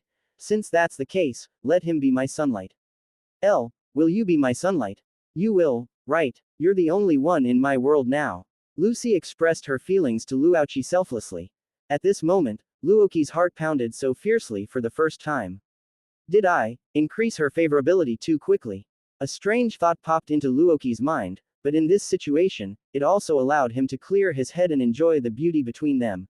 And as Luoqi recovered his senses, Lucy quickly lost the initiative. In so many nights, she had never been as relaxed and happy as she was today. She completely lowered all her defenses, deciding to give her everything to Luoqi without hesitation. Buzz. As the sound of an incoming call rang, Luoqi sat up, covering his still groggy head. Hey, buddy, did I accidentally interrupt your sweet dream? Looks like you slept well last night. I'm at the clinic, I drove your car back. Are you free now? I'll give you the reward for this job. Jack's voice came from the other end of the phone. Jack, wait there for a bit, I'll be there soon. Responding to Jack, Luoqi glanced at the time and found that it was already almost noon. Oh right, how's Lucy? Is she okay? Hearing Jack ask about Lucy's condition, Luoqi looked back. Lucy seemed to have woken up long ago, leaning against the headboard and smoking. Their eyes met, and the scene from last night seemed still vivid. Lucy smiled at Luoqi. Lucy, she's very good. Before Luoqi could finish answering Jack's question, a stream of data flashed in Lucy's eyes, connecting to their communication. Thank you for your concern, Jack. I'm fine, not a thing wrong. On the other end, Jack, standing in front of the clinic, heard Lucy's voice in the call and instantly widened his eyes. Lucy, how did you connect? Are you with Elle right now? Jack, Lucy is right next to me. Alright, we'll be over in a bit. Hearing Jack's surprised tone, Luoqi just wanted to end the call quickly, afraid of what Jack might blurt out, and Jack clearly didn't disappoint Luoqi. Actually, it's not that urgent. Isn't it lunchtime? I'm hungry, so I'll go grab a bite first. You guys keep yourselves busy. Never mind, it's fine to talk about this tomorrow too. Anyway, you two take your time, don't mind me. Alright Jack, don't go anywhere, wait for us there, we'll be right there. Although he knew Jack had good intentions, it still made Luoqi a bit awkward. After quickly telling him not to run around, Luoqi hung up the phone. At this moment, Lucy was also looking at Luoqi with a smiling face. Looks like you two have a great relationship, he cares about you a lot, huh? Pretty much. He and I have a life and death bond. Luoqi got up and went to the bathroom. Lucy got him a new set of toiletries. Ignoring the email Jack sent, Luoqi quickly washed up. Once both of them were ready, Luoqi and Lucy came down to the clinic downstairs. Jack split the reward for this job between the two of them and returned the car keycard to Luoqi. Having nothing else to do, he quickly slipped away, afraid of disturbing them there. Looking at the clinic with just the two of them left, Luoqi had no plans to open for business yet. Lucy, I'll show you something. Last night Lucy shared her secret with him, and today it was his turn. Taking Lucy's hand, Luoqi led her to the workshop inside the clinic. This is my secret base. Lucy was a bit confused, looking at the scene inside the workshop which seemed nothing special. She was waiting for Luoqi's explanation. And Luoqi took out a power excitement agent from a cabinet nearby. Lucy, do you recognize this thing? This is some kind of stimulant. I've seen Man and them use it. Looking at the green agent in Luoqi's hand, Lucy gave her answer. That's right, it's a stimulant, it can increase the user's speed. I call it power excitement agent. And this agent is actually produced by me, right here in this workshop. Not just this stimulant, I also produce a powerful enhancement type agent. These are my current achievements, but in the future, there will be more things, not just agents, but also weapons, cyberware, and countless cutting-edge technologies. I will realize them one by one. This is also why I dare to say I will fight against Arasaka and those corporations. I have countless technologies that can change this world, but I still need time to develop. Those corporations are too powerful, one person's strength is ultimately limited. I can only rely on this method, becoming stronger than them, to completely defeat them. Listening to Luoqi's explanation, Lucy also understood Luoqi's plan. He wanted to establish a corporation, make it stronger than all other corporations, and use it to fight against corporations, against Arasaka. Although she desperately wanted Luoqi to achieve this goal, to trample Arasaka underfoot or even destroy it, that was too far away. In comparison, she was more afraid that Luoqi would one day die on this path of fighting corporations, die on the path of realizing his dream. Promise me, no matter what, you must stay alive. Looking at the slightly worried expression on Luce's face, a warm current flowed through Luoqi's heart. Don't worry, I will protect myself, both for myself and for you. So Lucy, are you willing to be with me, to build a future that belongs to us together? Of course. So now, this is my dream too. A smile appeared on Luce's face as she responded to Luoqi's invitation. Lucy didn't care where Luoqi's technology came from, she didn't care what method he used to fight corporations, and she didn't care if he would become the next Arasaka. Since last night, Luoqi had completely become a part of her world. Their dreams had long been completely intertwined and merged together with last night's madness. No matter what, she would choose to support him. Chapter 45 Effects of the Serum Arasaka Tower. Counterintelligence. Inside the office, Jenkins and V sat facing each other. V, you've seen the Konpeki Plaza report, right? You really hired a capable bunch. Not only did they take care of the target, but they also caused Arasaka to lose a netrunner. Jenkins said calmly, making it impossible to discern his emotions. I've seen it. That's how mercenaries are. As long as the objective is achieved, no one knows what might happen in between. Jenkins nodded, understanding that various situations always arise when mercenaries work. Since the dead netrunner wasn't one of his subordinates, it was no loss to him. On the contrary, they cleaned up the traces very thoroughly, which brought him great convenience. How did things go on your end?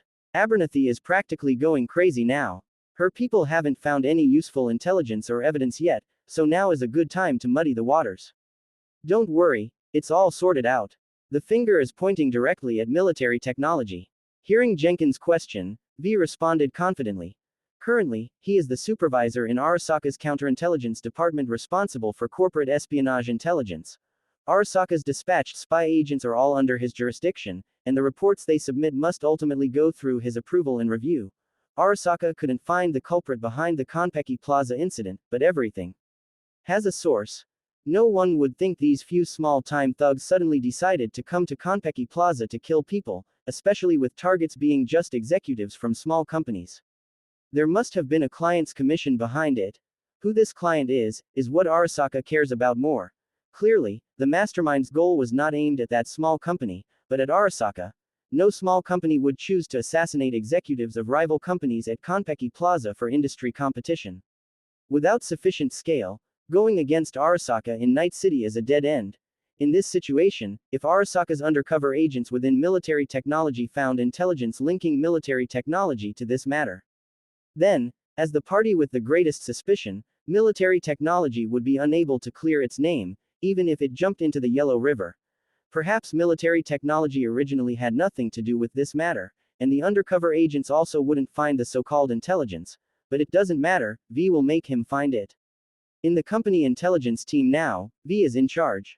If he says it's found, then it's found. Very good, you handled this matter beautifully. I have high hopes for your future performance. If there's nothing else, you can go back. Jenkins expressed his attitude to V, acknowledging V's capabilities, and waved his hand to indicate he could leave. V walked out of Jenkins' office and found that his old colleague was waiting for him outside the office. V, I have the latest report here, it's about a newly appeared mysterious company. Based on my initial judgment, I think the priority of this matter needs to be raised by at least 2 to 3 levels, but it requires your approval. This person was the employee who previously handled the Ascension Technology report. Just a few days ago, V and he were still sitting in the same office, but now V has transformed and become his superior. Now these guys are really doing things according to what he said, listening to V. I understand. Just send it to my email, I'll handle it in a bit. V nodded at him. V was quite familiar with this employee and knew what he was responsible for. Although his rank wasn't high, raising the priority by 2 or 3 levels was not a small matter. Understood. And the employee, seeing V agree, showed a happy smile. Employees at his level usually have little access to useful intelligence. If the importance of this report is confirmed through approval, he can also gain considerable performance points, and perhaps he'll have a chance to advance further in this year's employee evaluation. That's why he personally came here to wait for V, hoping he would pay more attention to this report. Returning to his office cubicle, V began browsing the reports sent to his terminal. Open black lens bracket. Arasaka Counterintelligence Investigation Report, NC875582 close black lens bracket open black lens bracket, Advanced Soldier Serum, Investigation Report close black lens bracket open black lens bracket investigator, Stephen close black lens bracket open black lens bracket investigation report content. Intelligence provided by an underground Ripperdoc clinic located in Nihonmachi indicates that the mysterious pharmaceutical company, Ascension Technology, recently began selling a high-strength human enhancement serum to clinics in Night City. Regarding Ascension Technology, please refer to report number NC8754699 close black lens bracket. According to the information provided by the Ripperdoc, this drug can comprehensively enhance the user's physical strength, reaction time, brain function, and various other attributes, and can also improve the body's tolerance for cyberware and resistance to cyberpunk. The clinic has currently ordered 2 doses of this drug. One has been sold and injected. Preliminary investigation report on injected subject, NC8755943. According to the investigation, the effects of the serum are largely true. Whether to continue the investigation into this drug and company is awaiting further instructions. Close black lens bracket open black lens bracket. Preliminary approval report. Based on preliminary assessment, this drug has extremely high value. The priority of this incident needs to be raised, and further investigation is required. Close black lens bracket open black lens bracket. Handler. Bruno close black lens bracket leaning back in his office chair, V finished browsing this report and the reports associated with it. This really is a big gift for me. Enhance the body, improve tolerance for cyberware and resistance to cyberpunk. Tapping his fingers lightly on the desk, V showed a smile on his face as he looked at the keywords in the report. Arasaka's collaboration with Mari Pharmaceuticals was just ruined, and now Ascension Technology has appeared. Mari Pharmaceuticals' powerful immunosuppressants could reduce the effects brought by cyberware and provide assistance for Arasaka's various experiments, but now Ascension Technology's advanced soldier serum can achieve the same effect, or even stronger. And it's not just for experiments, Arasaka can even use it to build stronger soldier units. It can be said that the value of this serum to Arasaka is infinite, and now the intelligence and handling rights for the serum are in his hands. As long as he uses them properly to secure this so-called serum for Arasaka, then both he and Jenkins will gain a huge bargaining chip. After a moment of thought, V began directing the handling of the incident. Regarding the serum, there are essentially 3 outcomes Arasaka wants to achieve. The first is to completely control its production, and ideally, be the only one capable of producing it. The second option is a fallback, establishing a supply partnership so that Arasaka can receive stable, long-term support from the serum. The third, and perhaps the one Arasaka hopes for the least, is if they ultimately cannot obtain the drug, but other rival companies do. In that case, they can only consider making this drug disappear completely. To achieve the desired outcome, there are essentially several methods: negotiation, theft, forcible seizure, coercion, and destruction by force. Regardless of the method, Arasaka is extremely skilled at all of them. Chapter 46 Balam as V issued command after command, the various links of the counterintelligence intelligence agents, hackers, and combat teams were dispatched in turn, beginning to operate quickly. For this operation, V did not believe he would lose to the so-called mysterious corporation. The only thing he needed to pay attention to and worry about was the assistance from hostile companies. The time left for him was not much. Without causing much of a stir, this operation was just business as usual for Arasaka's counterintelligence. It was just that this time the target had become Ascension Technology. Night City was also as chaotic as usual, which was quite normal. Night. Afterlife Bar. This is Night City's most famous bar, and famous mercenaries in Night City will choose to come here to take jobs. And this place also has Night City's biggest jobs and the most rewards. Every night, it is always lively here, with mercenaries coming to take jobs, employers coming to post commissions, and Afterlife's famous fixers all gathered here. Afterlife, as usual, welcomed the mercenaries who came here looking for commissions. But tonight, an unusual regular came here. New face: if you want to enter Afterlife, you have to report your name first. At the entrance of Afterlife, security stopped a person. He was tall and burly, with a mask installed on his ferocious face, and all 4 limbs were cybernetically modified, the metal prosthetics exposed to the air without cover, revealing the terrifying weapons inside. Afterlife's security guards are already very strong, but standing in front of this person, they still need to look up at him. However, the security guard was not afraid of him because of his highly modified appearance and tall stature. No one dared to cause trouble in afterlife, unless he was Adam Smasher. But obviously, although the degree of modification of the person in front of him was sufficient to exceed the standard, he was still far from Adam Smasher. It's me, Balam. A heavy electronic sound came from the person's mask. Hearing the person's words, the security guard was stunned for a moment, looked at the person in front of him with a questioning look, and after a moment of thought, seemed to confirm his identity. I didn't expect it, Balam, it's really you. You've changed so much I didn't recognize you. Alright, you can go in. Balam is a regular at Afterlife and often comes here to take jobs, so as Afterlife's security, he naturally knows him. It's just that the person in front of him is too different from the face in his impression. The previous Balam, although also strong and tall enough, was not as exaggerated as he is now. His legs were not modified into prosthetics, and he didn't even have a mask installed on his face. He still vaguely distinguished that this person was Balam from his upper face and eyes. As soon as Balam entered the Afterlife bar, his exaggerated modified appearance attracted the attention of many people in the bar. Who is this guy? Why do I feel a bit like Balam? Is it him? No way. I saw him a few days ago. This doesn't look like the same person at all. Some people were discussing Balam, and their conversation reached the ears of Main's team nearby. Main's team members are also regulars at Afterlife, and tonight they also came here to look for commissions. He's a really exaggerated big guy. Who is Balam? Rebecca put her legs on the table and asked casually with her hands behind her head. Hearing Rebecca's question, Main's eyebrows under his sunglasses raised slightly, and he glanced at Balam in the distance.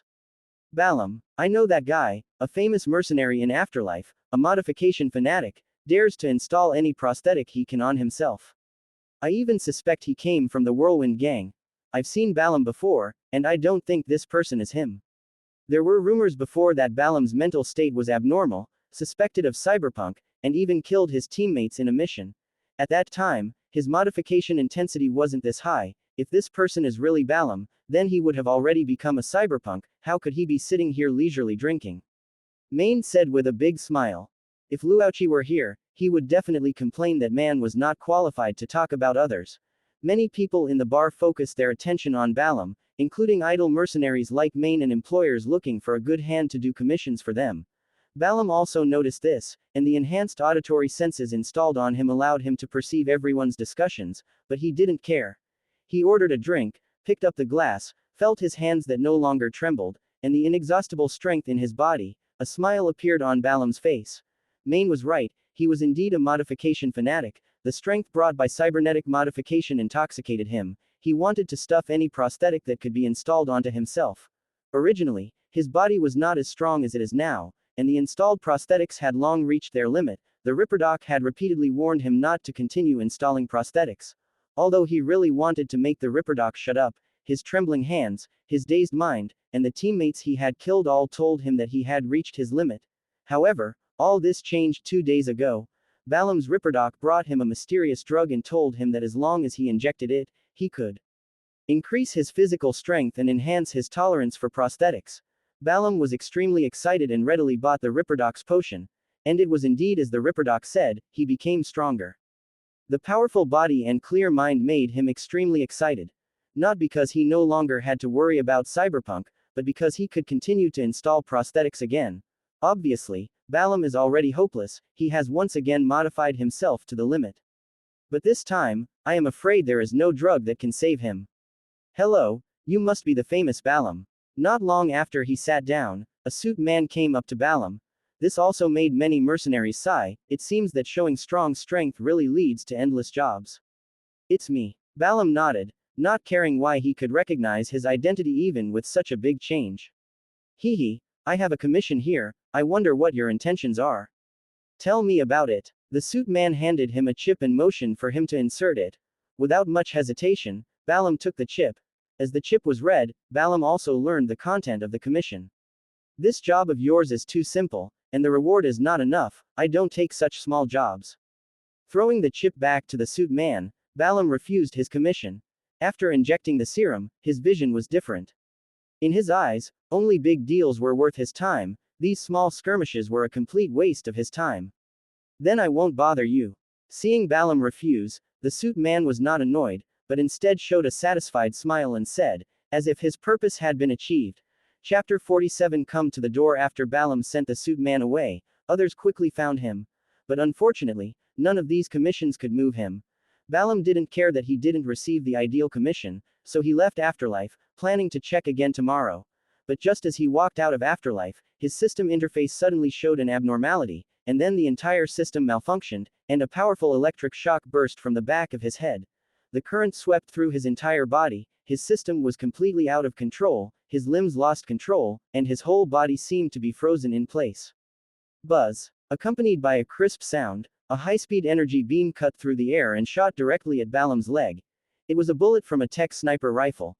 Balaam's leg cyberware was instantly penetrated and damaged, and he fell towards the ground, having lost his support. At this moment, a powerful recovery ability allowed him to regain partial control, and Balaam was about to activate Sandevistan to counterattack. However, the two combat experts who appeared behind him completely extinguished the flames of his counterattack. Two shotgun barrels had long been pressed against his hands, and the powerful close-range firepower, carrying huge kinetic energy, instantly scrapped his hands as well. Just like that, Balaam's proud cybernetic limbs became useless in a short moment. Balaam, who had lost all mobility, fell directly to the ground. At this moment, Sandevistan was successfully activated, but it only sped up his worm-like wriggling. Balaam struggled to lift his head, only to see the suit man who had just been in Afterlife right before his eyes. Damn it! The chip you gave me is problematic, you beastly thing, I'm going to kill you. It was clear that the virus program that had caused the system abnormality had infiltrated at the moment the chip was inserted. And it was precisely this terrifying virus program that made him lose the chance to counterattack. Sandevistan, which was installed on his body, didn't even have time to start before his limbs were disabled. Balaam let out an unwilling roar, but the accelerated words under the activated Sandevistan state only made him appear more comical. Balaam couldn't imagine that someone would ambush him with a virus. Not to mention why they would target him, but this kind of highly concealed and intensely virulent neurovirus was not something ordinary people could produce, which was why he fell for it. Test subject target successfully captured, requesting withdrawal. Ignoring Balaam, the suit man spoke to his communicator, giving instructions.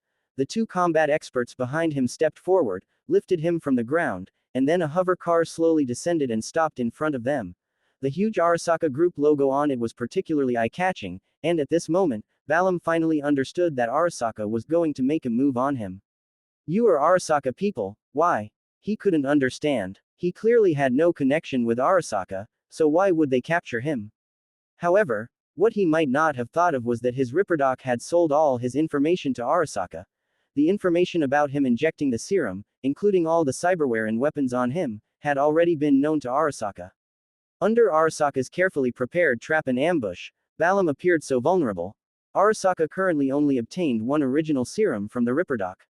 Before finding the source of the serum, the scarcity of the drug is self-evident. Under such circumstances, Arasaka would naturally not let go of a ready-made test subject. As the only person Arasaka currently knew to have injected the serum, Balaam was unsurprisingly targeted by Arasaka. After tying Balaam to the hover car, Arasaka's action team left gracefully, leaving behind the many stunned mercenaries around. Damn it, this damn Arasaka is really getting out of line. They actually came directly to Afterlife to arrest someone. These beasts really think we're easy to bully, right? Someone said angrily. But this was just useless shouting. If Arasaka's action team hadn't left, he probably wouldn't have dared to let out a fart. It sounds pathetic, but this is reality. What did this guy do? Arasaka had to send out this kind of force to capture him. Main's team also happened to come out of Afterlife at this time, and they just happened to run into this big show. Maybe his last commission offended Arasaka. Who knows? With the idea of just watching the fun as long as it didn't involve them, Main's team didn't pay much attention. After watching the fun, everyone dispersed, some going home, some going to other places. As for Rebecca, she planned to go to Nihonmachi. Rebecca hadn't contacted Luauchi for 2 days. She knew Luauchi had a commission to do, so she didn't call to disturb him. However, while Rebecca didn't contact Luauchi, this guy Luauchi didn't actively contact Rebecca either, which made Rebecca not know when he would finish being busy. Rebecca was a little worried in this dilemma. Originally, Rebecca thought it would be better to just send Luauchi an email, but that didn't quite fit her style. It just so happened that she had nothing to do tonight, and thinking that if Luoqi had finished his commission, the clinic should be open for normal business, Rebecca decided to go to his clinic to take a look. Meanwhile, on the other side, Luoqi was producing soldier serum in the clinic. The basic framework for the data fortress's ICE has been completed, but it still needs further refinement. You've worked hard, Lucy. Luoqi talked to Lucy on the phone while producing the medicine. At this time, Lucy was helping Luoqi build a small data fortress in the apartment. After Luoqi explained his plan to Lucy, Lucy began to work on some network construction for him. If he wanted to establish a company, a dedicated data fortress was naturally essential. Although it hadn't developed to that extent yet, Lucy also wanted to build a simple server prototype for Luoqi. To facilitate the realization of Luoqi's plan, just as the two were still talking, there was a new visitor request at the clinic. Lucy, I have a guest here. Let's talk later. Okay. Although producing the medicine required Luoqi to operate it from time to time, he didn't need to constantly stare at it, so Luoqi naturally chose to also operate the clinic at the same time, earning as much as he could. After hanging up Lucy's call, Luoqi pulled up the surveillance footage from the door, but seeing the person who came made Luoqi frown.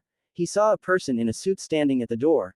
The completely unfamiliar face coupled with the undisguised agent attire made Luoqi realize that the visitor was not friendly, and he obviously wasn't here to get cyberware installed. As expected, trouble has still found its way to me.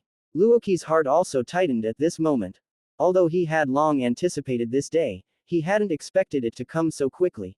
As early as when Luoqi decided to throw the soldier serum onto the market, he knew that the corporations would come knocking eventually.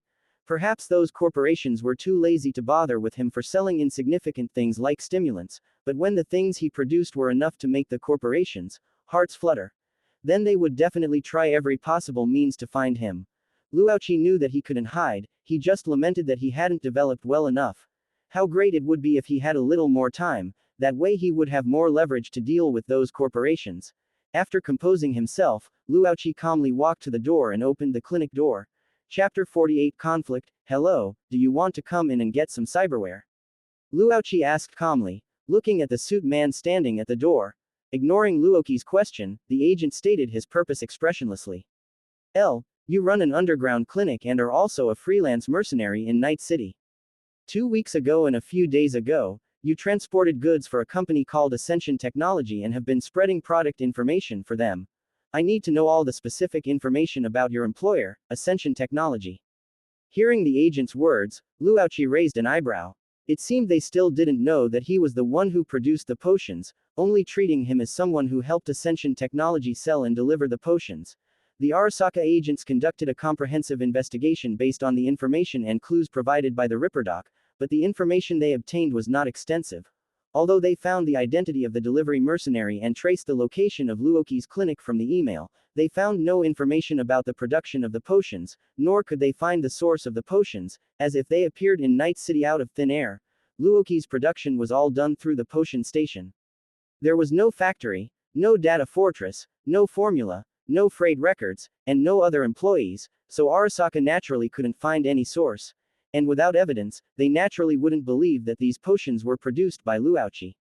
In their opinion, Luoqi was likely just the agent chosen by Ascension Technology in Night City. Oh, where did you get such well-informed news? But what if I said I don't know anything about them? Luoqi had an indifferent expression, seemingly uninterested in the suit man in front of him. Whether you know or not is not up to you. Come with us. Remember, this is not a request, but a notification. The agent issued an ultimatum to Luoqi expressionlessly, and at this moment, several fully armed combat specialists walked out from behind the agent, surrounding Luoqi at the door. Seeing this setup, Luoqi understood that there was no escaping today. He spread his hands helplessly and said, "Okay, actually, I know. We can talk. HMPH, you should have said so earlier. Mercenaries in Night City are all the same. Come with us." With a cold snort, the agent saw that Luoqi was cooperating and turned to walk away. Two combat specialists behind him also stepped forward at this time, tightly surrounding Luoqi to prevent him from making any moves. An armored transport vehicle was parked in front of the clinic, with the Arasaka logo on it. The rear door of the transport vehicle was opened, and two more fully armed combat specialists could be seen inside. The team of 4 was likely his companions. After he got in the car, Luoqi walked normally to the rear door of the transport vehicle. At this moment, a combat specialist behind him placed his hand on Luoqi's shoulder and reached out with his other hand to grab Luoqi's arm, seemingly trying to force Luoqi into the car. Don't fucking touch me, I'll get in myself. Feeling the pressure on his shoulder, Luoqi immediately cursed. He hated being touched and even more hated being restrained and restricted by others. You talk too much. And that combat specialist, seeing that Luoqi dared to resist, instantly pulled out a stun baton and swung it towards Luoqi's neck from behind, trying to directly stun Luoqi and make him shut up. Solving everything with violence, this was the company's usual approach to these stubborn mercenaries. In a situation where the strength was unequal, there was never a peaceful conversation. No matter how excessive they were, these guys would likely just have to bite their teeth and swallow it. A huge force struck Luoqi, and at the same time, a strong electric current surged through him. The sudden blow made Luoqi's mind momentarily dazed, and his body was also somewhat limp due to the electric current, but with his extremely high physical strength and resilience, this level was not enough to make him faint, and he quickly recovered.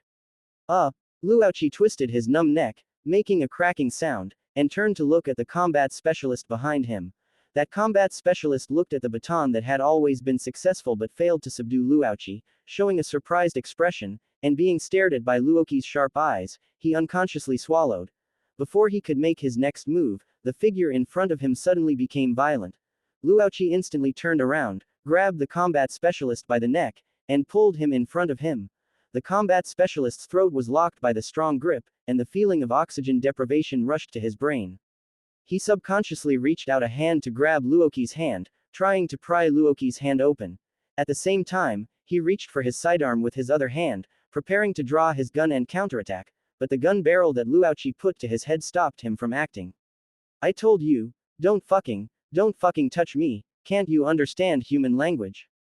Clutching the combat specialist's throat, Luoqi pointed his gun at his head and questioned loudly. His mood was already bad from being sought out, and these blind fools actually thought he was easy to bully. At this moment, the surrounding combat specialists had already entered a state of alert, and all their firearms were aimed at Luoqi, seemingly ready to kill him at any time. Cyberpunk, immediately put down your weapon and stop your dangerous behavior. The combat specialist closest to Luoqi warned him, but Luoqi was indifferent to this, instead laughing loudly. Haha, what? Do you dare to kill me? Come on, let me see the courage of you cowards, see if you can get the information you want from the second person's mouth. Seeing that the warning to Luoqi was ineffective, the combat team members did not move, but looked at the suit agent. At this time, the leading agent's forehead was throbbing with veins as he looked at the tense situation, but he also signaled the combat team not to open fire immediately. What Luoqi said did hit their soft spot. Arasaka's biggest breakthrough regarding Ascension technology currently lay with Luoqi. If Luoqi caused any trouble, their intelligence chain would be directly broken. Leaving aside whether they could find other breakthroughs, even if they could, they wouldn't know how long it would take. And the higher-ups had already given him an ultimatum that he must obtain information about Ascension technology as soon as possible, so he couldn't afford to waste time. If Luoqi refused to cooperate, it didn't matter what measures he took against him, but now Luoqi had indicated that he knew the information and would cooperate by going with them. If he messed this up now, he would be finished. Now he not only had to pry information out of Luoqi's mouth but also ensure his safety, ensure that nothing went wrong, and that he wasn't kidnapped by other companies. Relax, there's no need to be so tense, is there? Being peaceful is good for everyone. What we did just now was indeed wrong. I will make sure they all pay attention and guarantee that this situation won't happen again. Put down the gun, and you won't be treated unfairly for going with us. As long as you reveal all the information, I guarantee you will receive a satisfactory reward. The suit agent looked at Luoqi's fierce expression and knew he was a tough nut to crack. His primary task now was to ensure he got the information. To avoid any accidents, he could only soften his stance. HMPH, now you're so easy to talk to. Weren't you quite arrogant just now? A bunch of cowards who bully the weak and fear the strong, useless. Luoqi mercilessly mocked the Arasaka group. This is Cyberpunk, this is Night City. The weak will be eaten until there are no bones left, and good people will only be pointed at with guns. Without enough chips and strength, you have to kneel your whole life. If Luoqi hadn't shown a strong attitude, they would have just treated him as a pushover to manipulate, and they wouldn't be discussing things politely like they are now. nor would they choose to offer a reward to appease Luochi. Putting away his gun, Luochi flicked his hand indirectly through the person in his hand to the side. The combat specialist with a flushed face regained oxygen, breathing in large gulps, then silently crawled back up and returned to the team. Chapter 49 Rebecca's rescue plan. The conflict ended, and Luochi got into the transport vehicle. Although he couldn't escape the fate of having to go with them, after the recent conflict, Luochi showed his tough stance and let Arasaka's combat team know that he was not to be trifled with. At least in the car, they wouldn't dare do anything to Luochi anymore. In front of Luochi's clinic was a gathering place for many mercenaries, and as it was night, it was naturally very lively here. The conflict with the Arasaka team caused quite a stir, and Arasaka's combat team was simply too conspicuous. Many people had already noticed the situation here, looking over, discussing among themselves, but not daring to step forward and meddle. And just then, Rebecca arrived here. Seeing the mercenaries who should have been entertaining themselves all looking in that direction, Rebecca couldn't help but wonder what these guys were looking at. However, when Rebecca realized that the direction they were looking in seemed to be Luochi's clinic, a bad premonition suddenly arose in her heart. Passing through the crowd that blocked her view, Rebecca looked over there. She saw several fully armed operatives currently escorting a person into a vehicle, and the conspicuous Arasaka logo on the vehicle indicated their identity. From Rebecca's direction, everyone was facing away from her at this time, and the operatives basically blocked Luochi's back view, so Rebecca didn't recognize that it was Luochi for a moment. But while Rebecca was still wondering why she had seen Arasaka arresting people twice in a row today, and who Arasaka was making such a big fuss to take away this time, that person had already gotten into the vehicle, turned around, and sat in the seat directly facing the door, and the operatives who followed closely behind got in and closed the door. The whole process took only a moment, but Rebecca also caught a glimpse of that person's face in that brief instant. Rebecca exclaimed. She saw Luochi's face, and although it was only for an instant, she would definitely not be mistaken. She would not mistake Luochi. Combined with the location at the time, Rebecca was 100% certain that Arasaka had taken him. Without time to think, Rebecca immediately rushed out. Pulling out her pistol, Rebecca shot at the Arasaka vehicle while cursing loudly. Bastards! Let him go! Bullets flew out continuously, hitting the Arasaka vehicle and splashing sparks everywhere.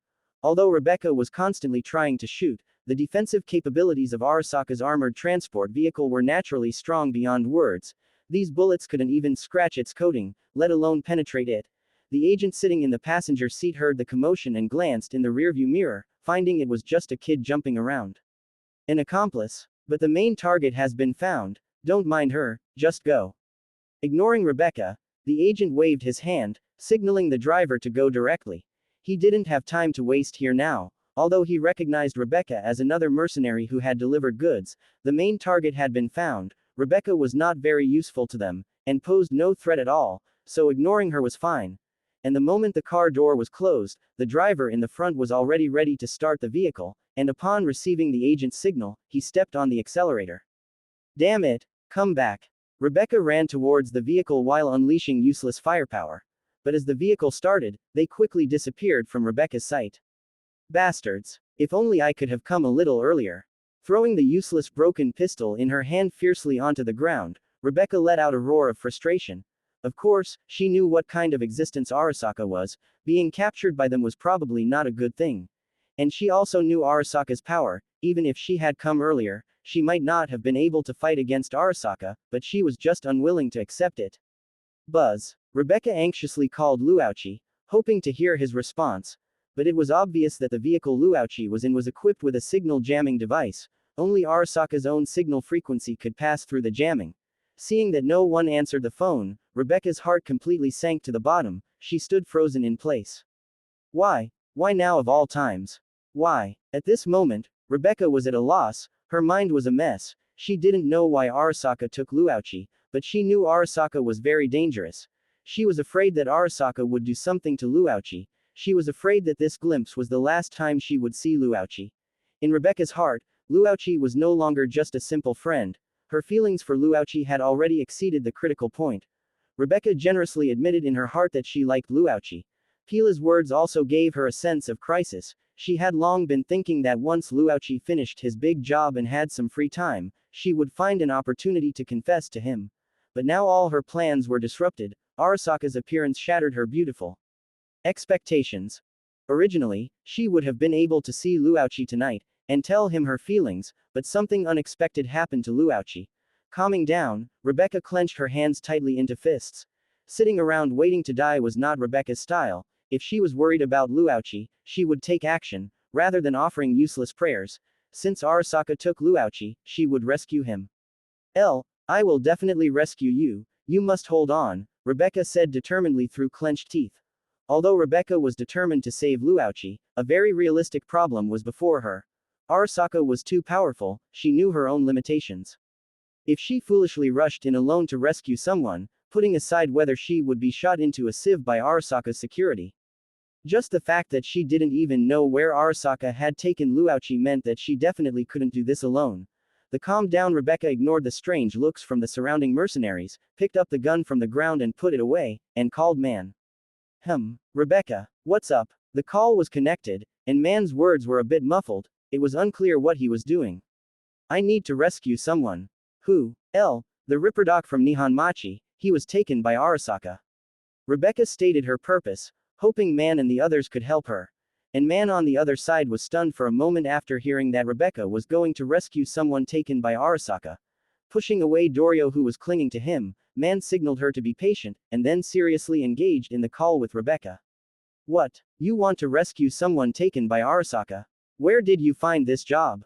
Man heard Rebecca's unease about going after Arasaka, thinking she had found some big job somewhere. It's not a job, I want to rescue him myself, but I need people to help me. Chapter 50. Rocky's friend. Hearing Rebecca's answer, Man thought for a moment, feeling that something must be wrong with Rebecca. He naturally knew who Luochi was and had bought stimulants from him several times, but they weren't particularly close, it was just a few business transactions. Listening to Rebecca's tone, she seemed a bit anxious, which Man didn't quite understand. To go against Arasaka for a Ripperdoc? Rebecca, are you sure you're not joking? He's just a Ripperdoc. Arasaka taking him has nothing to do with us. You're actually thinking of rescuing someone from Arasaka. You should know what kind of entity Arasaka is. Man voiced his thoughts. In his opinion, as long as they didn't take anyone from his team, it didn't matter who Arasaka took. He's not just a Ripperdoc, he's someone I like. I'm not joking, I have to get him out. I know how powerful Arasaka is, that's why I need your help. I know this has nothing to do with you, but I can pay you, like you're taking a job. Please help me, Man. Rebecca spoke calmly and firmly, hoping Man could help her. And Man, hearing Rebecca's words, understood why she was so anxious to save him, but he still refused. Rebecca, this isn't about payment. It's Arasaka who took him, and going against them is definitely a dead end. I have to be responsible for the people in my team, I can't let them go to their deaths. I understand how you feel, but that's Arasaka, the Emperor of Night City. This is simply impossible. I advise you to give up. You're also part of the team, and I don't want you to die at Arasaka's hands because of this. Look on the bright side, maybe Arasaka won't do anything to him. Perhaps they'll release him in a few days, you know what I mean. Man tried to persuade Rebecca, hoping she would be rational. If Arasaka really wanted to do something to Luochi, there was nothing they could do about it. Balam's tragic state in front of Afterlife tonight was still fresh in their minds. Luochi was just a Ripperdoc, not worth risking their lives for, not even for payment. This wasn't as simple as stealing some Arasaka data or killing a few Arasaka people. If Arasaka took Luochi back to Arasaka Tower, were they going to storm Arasaka Tower to save him? It would be faster to just kill themselves. Okay, I understand, it's nothing. Refused by Man, Rebecca was silent for a moment before hanging up the phone. Although Man wouldn't help her, she didn't blame him. Arasaka's rule was undeniable, and not many people dared to oppose them.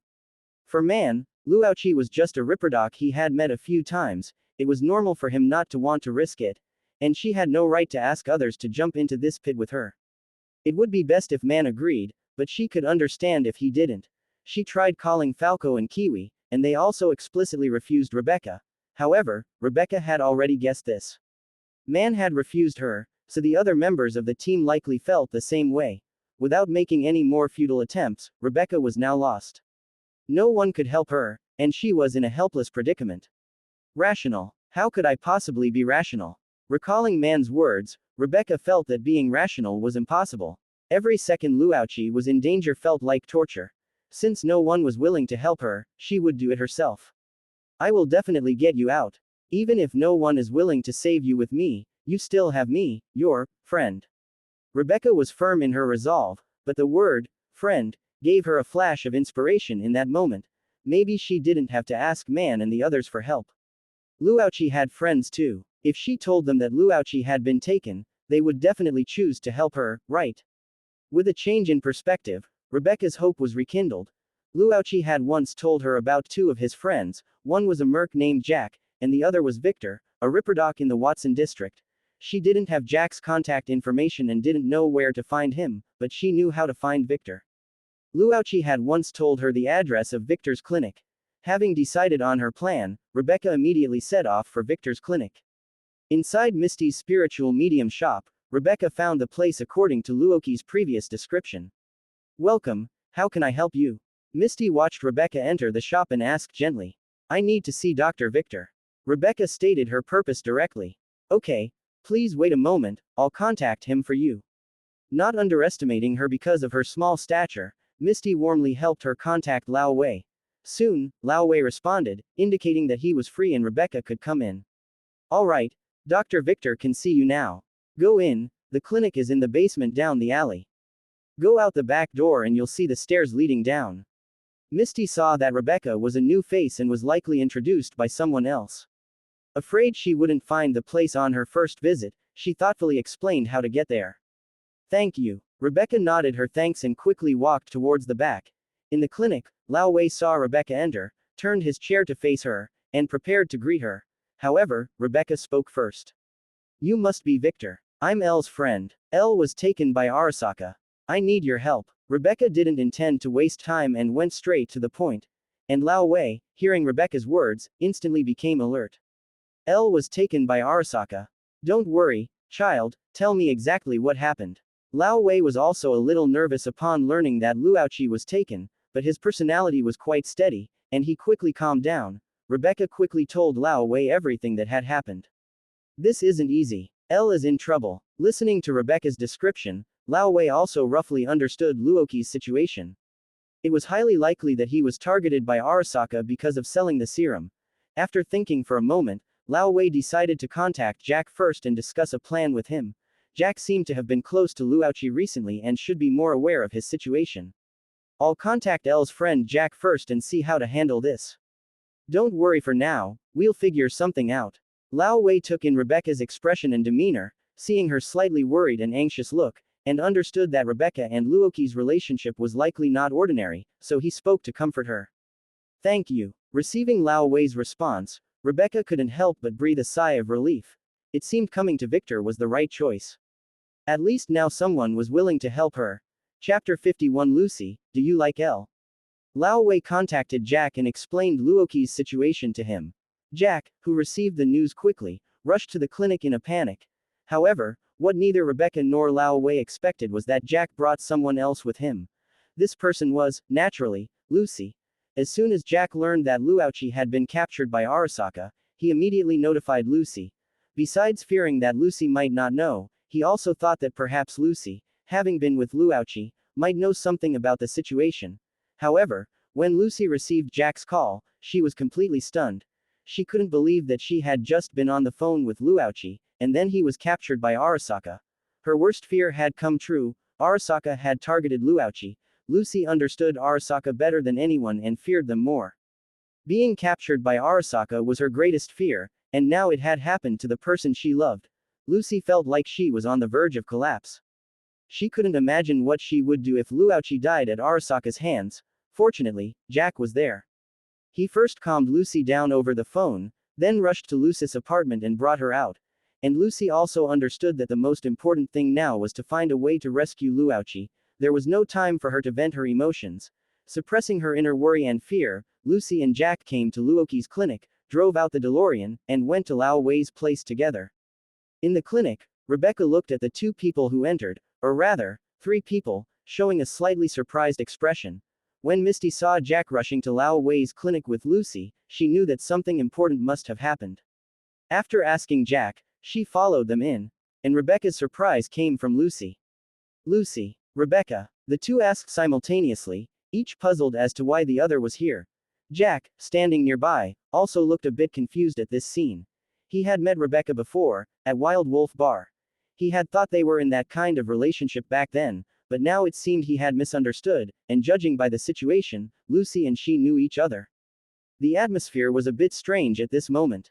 The few people looked at each other, some knew each other, some didn't, and for a while, no one knew how to speak. It was Jack who first broke the silence. Let me introduce everyone first. I'm Jack. If I'm not mistaken, we met at Wild Wolf Bar. I'm Elle's good buddy. This is Victor, the best ripperdoc in Watson District. Elle used to be his assistant. Jack first introduced himself to Rebecca, and then introduced Lao Wei to Lucy. Finally, Jack introduced Lucy to Lao Wei. This is Lucy. She's Elle's friend. We met on a previous job.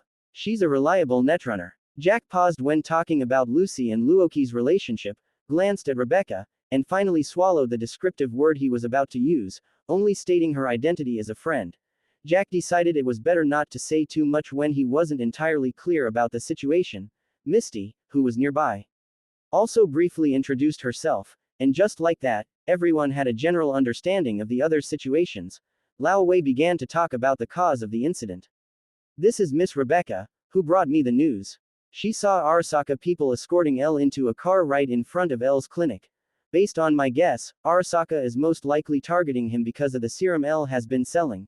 If Arasaka wants to get the formula from Elle, he should be safe for now, but what Arasaka will do to him afterward to prevent the formula from leaking again, that's what I'm most worried about.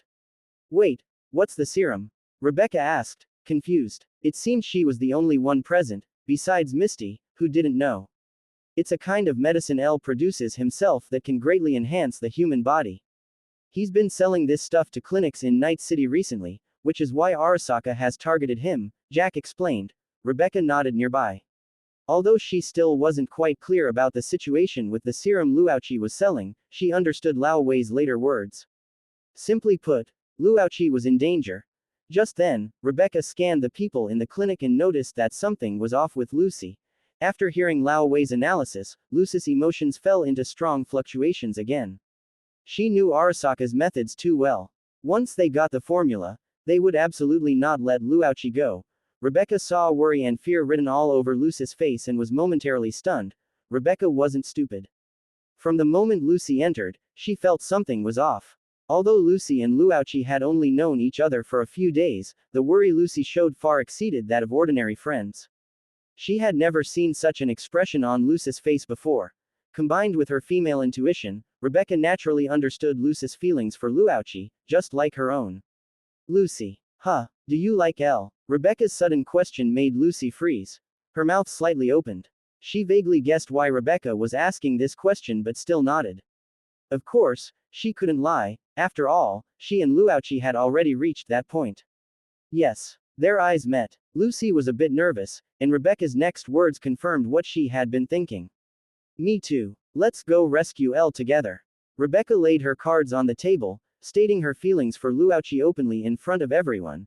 Beating around the bush wasn't something Rebecca liked to do. She never hid her emotions.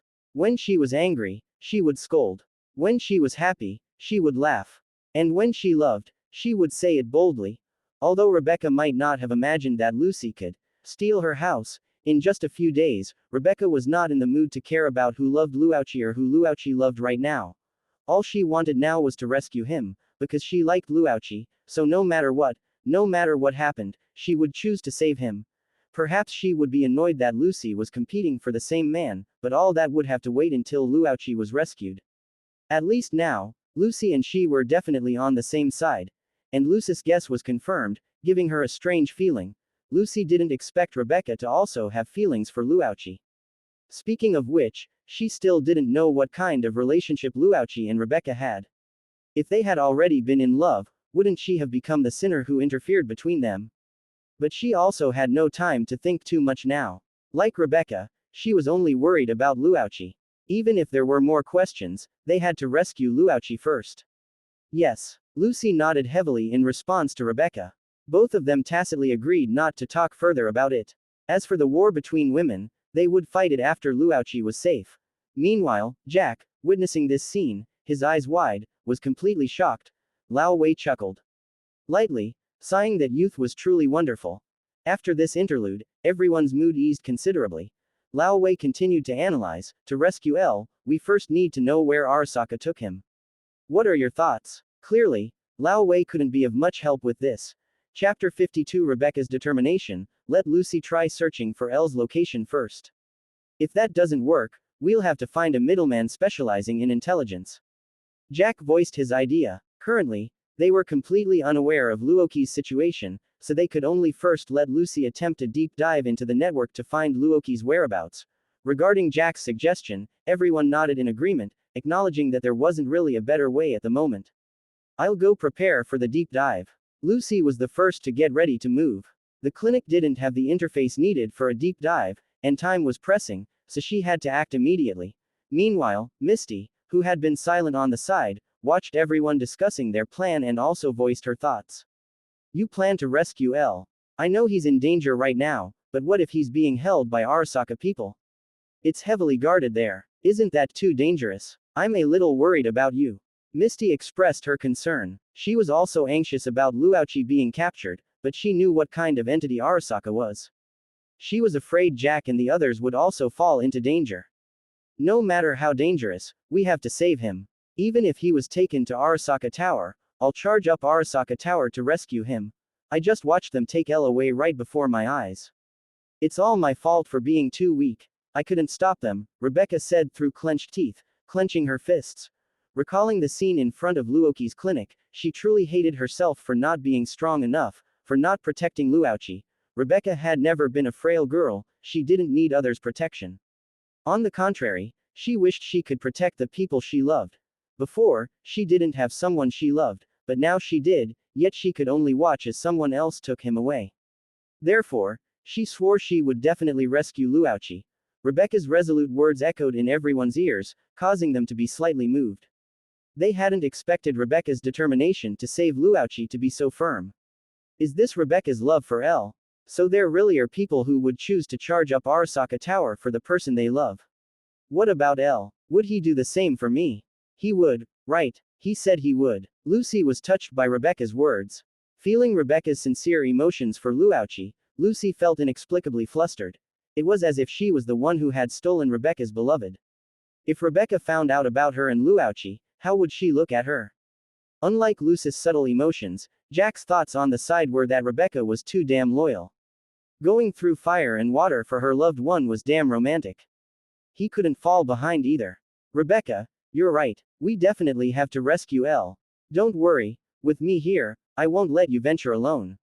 Hearing the two express their stances, Lao Wei, sitting on the chair, was also moved by Rebecca's determination, but he still maintained rational thinking.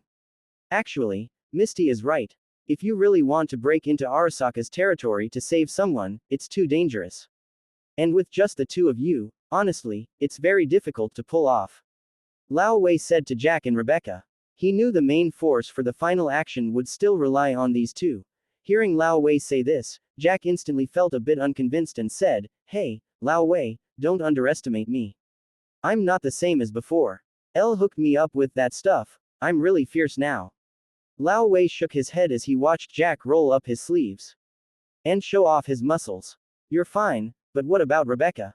Sorry, Rebecca, I don't mean to look down on you, but you have to know this is a job where you could lose your life. I can't just watch you throw your life away. If L knew about this, I don't think he'd agree either. Jack injecting the serum was within his expectations, but what he was actually referring to was Rebecca. She didn't even know what serum was, so naturally, she couldn't have injected it. This was a very realistic problem. It wasn't about looking down on Rebecca. Her combat ability was simply too weak. No matter how well spoken or how firm her resolve, it couldn't change this fact. With her current level, going after Arasaka would be completely suicidal. Rebecca actually understood this point as well. She was too weak. As she was now, she couldn't possibly save Luoqi. Victor, you're right, I'm still too weak. Can you help me then? You're a Ripperdoc, you can help me become stronger, right? No matter what method or what kind of cyberware, as long as it can make me stronger, I can accept it. Rebecca made a decision. Before, she thought it was fine not to install cyberware, Man and the others carried the heavy burden of combat for the team, but now she realized it wasn't enough. Only by possessing powerful strength herself could she protect the people around her. And now there was a Ripperdoc right here. She wanted to install cyberware to make herself stronger so she could go save Luochi. Have you made your decision? Yes. Receiving Rebecca's affirmative reply, Lao Wei took out a blue vial from the cabinet behind him. This was a serum vial Luochi had left for Lao Wei, and it was the original vial with 100% efficacy. This is a super soldier serum vial L left for me. It's perfect for use now. Only by injecting this can you install better cyberware, and then you'll have a better chance of rescuing L. Watching Lao Wei take out the vial, Rebecca nodded without hesitation and lay down on the surgery chair at Lao Wei's signal.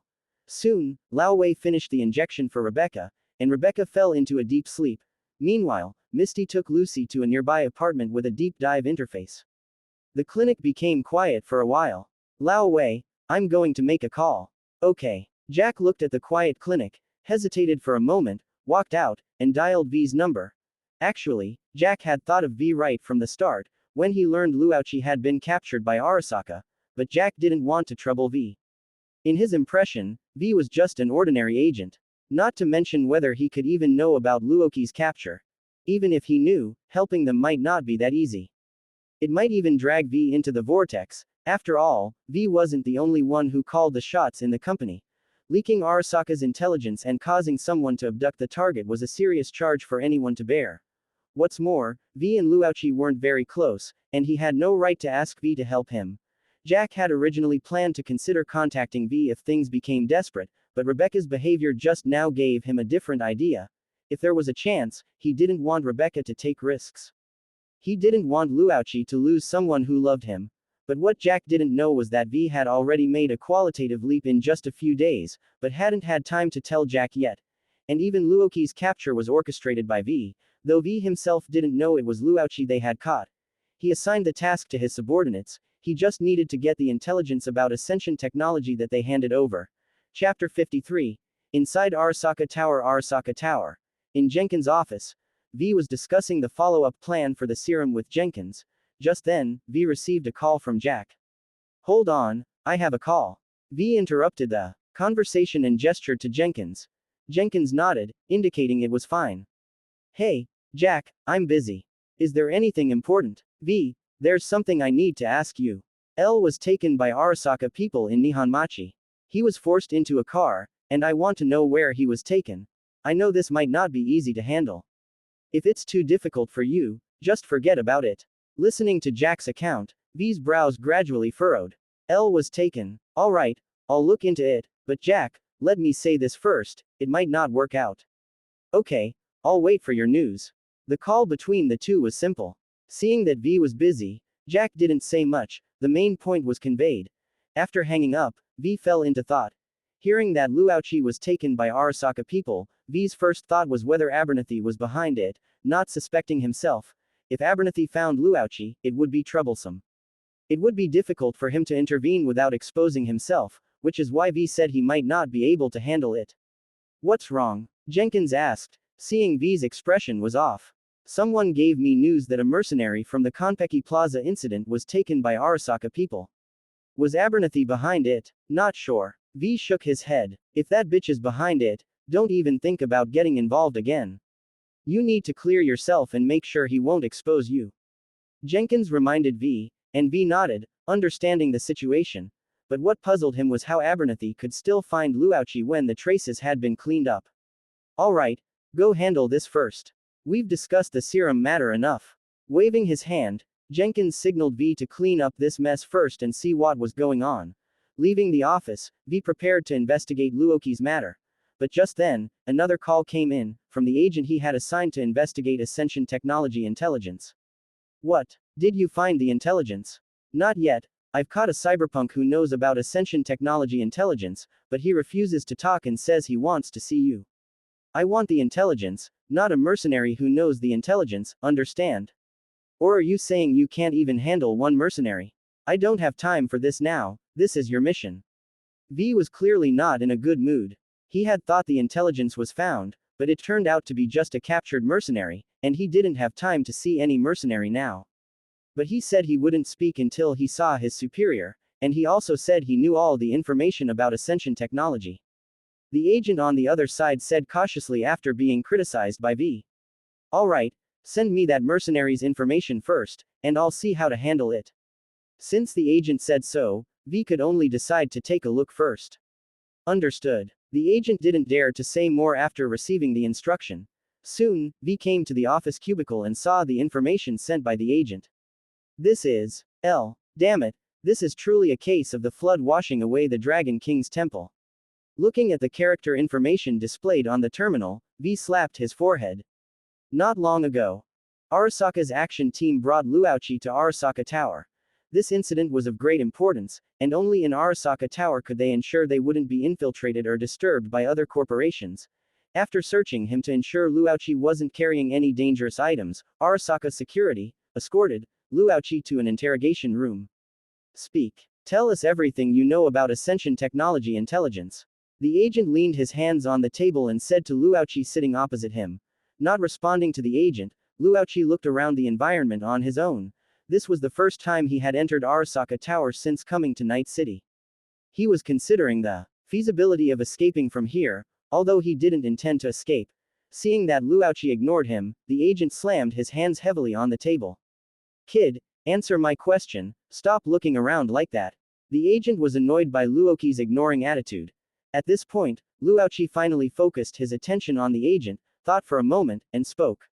I'd like to ask, which department are you from? What does that have to do with you?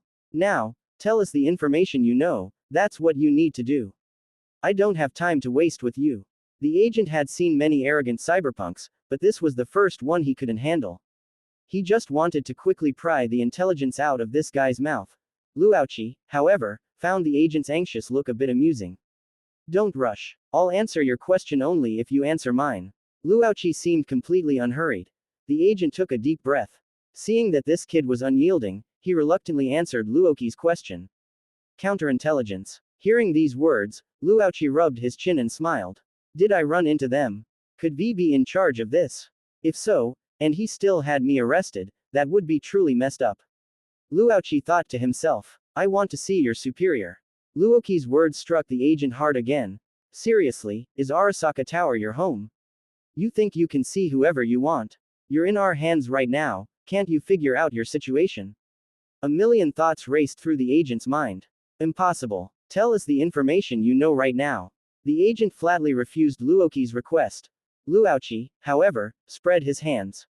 So, there's nothing to discuss. Let me tell you this, I know all the information about Ascension Technology, but your rank is too low. It's pointless talking to you. Send the big boss. Hearing Luochi's words, the agent's expression became serious, as if judging whether what Luochi said was true. In his opinion, this guy was just a vendor, how much could he know? At most, he might reveal a higher up in Ascension Technology. Now he was telling him that he knew all the information about Ascension Technology. It seemed they had misjudged before. This guy knew more than they thought. After a moment of silence, the agent stared at Luochi and spoke. You better make sure what you're saying is true. If you make me lose face in front of my superior, I'll show you what I can do. Don't worry, I'm confident. Just call your master here. Luochi said with a smile, lightly tapping the table with his fingers. Ignoring Luochi's taunt, the agent hesitated for a moment, then called his superior and told Luochi to wait. Shortly after, the door to the interrogation room was pushed open. Unsurprisingly, V walked in. Chapter 54 Rocky's Ambition, Long time no see, V. Seeing V walk in and dismiss the agent, Luochi's face broke into a smile. It's good to have an acquaintance, things will be easier. You don't seem surprised that it's me. I just asked the agent's department and guessed it might be you. Luochi, sorry, I really didn't expect to meet you in this way, in this place. I didn't know you were involved in this matter, otherwise we could have talked somewhere more comfortable, like having a drink at a bar or something. V sat across from Luochi and first expressed his apology. Speaking of which, Luochi had helped him, and they were half friends. Bringing a friend to Arasaka Tower definitely didn't sit right. It's fine, this place is pretty good. It's my first time here, I guess I'm seeing the world. Luochi didn't seem to mind. It's good that you understand. Let's talk about the main business, this matter is very important to me as well. The serum produced by Ascension Technology is very useful to Arasaka, and Arasaka needs to know the information about this company. I just saw in the report that you were helping them promote and deliver. Can you tell me about them? Don't worry, as long as you tell us the information, we will give you a generous reward, and I can apply to the higher ups to protect you from retaliation by Ascension technology. As expected, the treatment for an acquaintance was different. As soon as V arrived, he showed Luochi his sincerity. Seeing V get straight to the point, Luochi stopped talking and said, "The serum, of course I know what this stuff means to Arasaka, and it's not just Arasaka, military technology, biotechnology, Trauma Team International, all the big corporations will covet it." V listened to Luoki's words, a bit unable to figure out what he meant. Was he planning to make exorbitant demands? But even so, V didn't care, since Arasaka was paying anyway. While V was still wondering, Luochi continued. "You want to know information about Ascension technology, but honestly, I can't tell you." "What do you mean? Because this company doesn't exist at all, I am Ascension technology." Luochi said something that shocked V. "You mean the serum is produced by you?"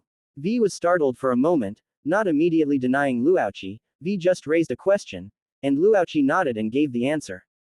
"That's right. The serum, including the stimulants sold before, are all produced by me. Ascension technology is just a packaging, there's no such thing as a company." V fell silent. Although he was a bit skeptical about the truth of the matter, he didn't think Luochi would lie to him. Without discussing whether the serum was actually produced by Luochi, V raised a new question. "Then I have a question. Since you have mastered the production of the serum, why choose to sell it in underground clinics instead of handing the formula over to corporations? This way, whether you sell the formula directly or authorize production, you would earn much more than you do now." In V's view, as long as Luochi sold the formula to a corporation, he would get countless money, so why choose to take the risk of selling the serum? But Luochi shook his head. V's idea was completely detached from reality. From a corporate perspective, from the perspective of an upper-class person, it was indeed like that. Authorizing the production formula to large corporations can indeed yield good profits. Biotechnology authorizing the production of CHOOH2 to petrochemical companies and making a fortune is the best example. But from the perspective of an ordinary person, it's definitely not like this. Luochi had no background support. If corporations truly gained control of the production, Luochi believed they would be more willing to make him disappear than to give him a large sum of money. Because for them, it was simply too easy. "For me, this is impossible. Only I can produce this serum, and I will absolutely not hand over the formula, not even to Arasaka. I can sell you the serum, but the formula, no way." Luochi clearly stated his attitude, not to mention the implications of corporations gaining control of the serum production. In fact, there is no such thing as a formula for the serum now. That stuff can only be produced using Luoki's crafting table. Even if you use the same ingredients, without the crafting table, all you get is a puddle of waste water. That's why Luochi dared to calmly negotiate terms with Arasaka here, because only he can produce the serum now. If he dies, the serum will be gone. As for whether Arasaka would discover his secret and snatch the crafting table. Sorry, his system is a module system. If it can be installed, it can naturally be uninstalled. V's brows furrowed slightly upon hearing Luoki's words. According to him, he intended to keep production firmly in his hands. Okay, in that case, we can talk about cooperation for the serum supply. Arasaka needs a stable, large supply. Can you do that by yourself now? V thought for a moment and decided to take a step back. He didn't want to make things difficult for Luochi. Although this wouldn't achieve the result Arasaka wanted most, they would still get the serum, which wasn't the worst outcome, and V could barely report back. But what made V uncomfortable was that Luochi shook his head again. "It's very difficult. With just my strength now, it's hard to produce a large batch of serum. And I don't think Arasaka would trust a mercenary who could run away at any time to provide them with stable serum support." Luochi stated his thoughts, and V also nodded. "What are you planning to do then? You know that if there isn't a good result, Arasaka won't just stop there." "I plan to make Ascension technology a reality. Once Ascension technology develops, it can not only provide you with large quantities of serum, but also cooperate with Arasaka as a company, and then I believe you won't have so many concerns. However, currently I'm alone, and to achieve this goal I still need a little support from Arasaka." Luochi stated his plan under V's surprised gaze. This was something Luochi had prepared long ago. To truly develop, He couldn't keep messing around with underground clinics. Establishing a company was inevitable, but why didn't Luoqi choose to register a company and release products at the beginning, but instead just use the company name for packaging? The fundamental reason was that he had no backing. A new enterprise with no background in Night City, surrounded by wolves, was like a weak lamb, ready to be divided and eaten by those big corporations at any time. In this world, there are no more stories of starting from scratch and breaking through social strata. There are no miracles in Night City. So Luoqi was accumulating his chips while waiting for an opportunity, waiting for a chance to exchange his chips for living space, just like now. The impact of the serum did bring him danger, but wasn't this also an opportunity? Spreading the serum throughout Night City and letting all corporations see the effect was far more convincing than foolishly taking the serum and approaching those corporations. It also let them know that they weren't the only ones eyeing this serum. Originally, because of Lucy, Luoqi didn't really want to target Arasaka. But unfortunately, what Luoqi knew best was Arasaka, and V's connection within Arasaka being able to help him was too appealing. Giving up these advantages and refusing to cooperate with Arasaka was truly irrational. Moreover, cooperating with Arasaka would give him a chance to meet Arasaka Yorinobu, that traitor, in the future. If he had the help of this crown prince, the difficulty for Luoqi to achieve his goal would definitely be reduced several times over. Of course, the premise is that he can fool Arasaka Yorinobu into believing he shares the same goals, and at the same time make him believe that he won't become the second Arasaka Saburo. Sometimes, borrowing the strength of an enemy is unavoidable.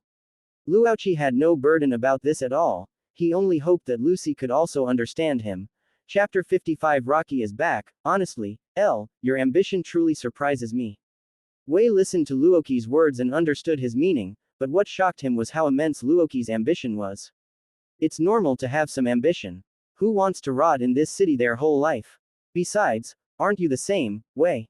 Luoqi said with a smile. Wei was momentarily stunned. Luoqi was right. He also had his own ambition, wanting to climb to a higher position.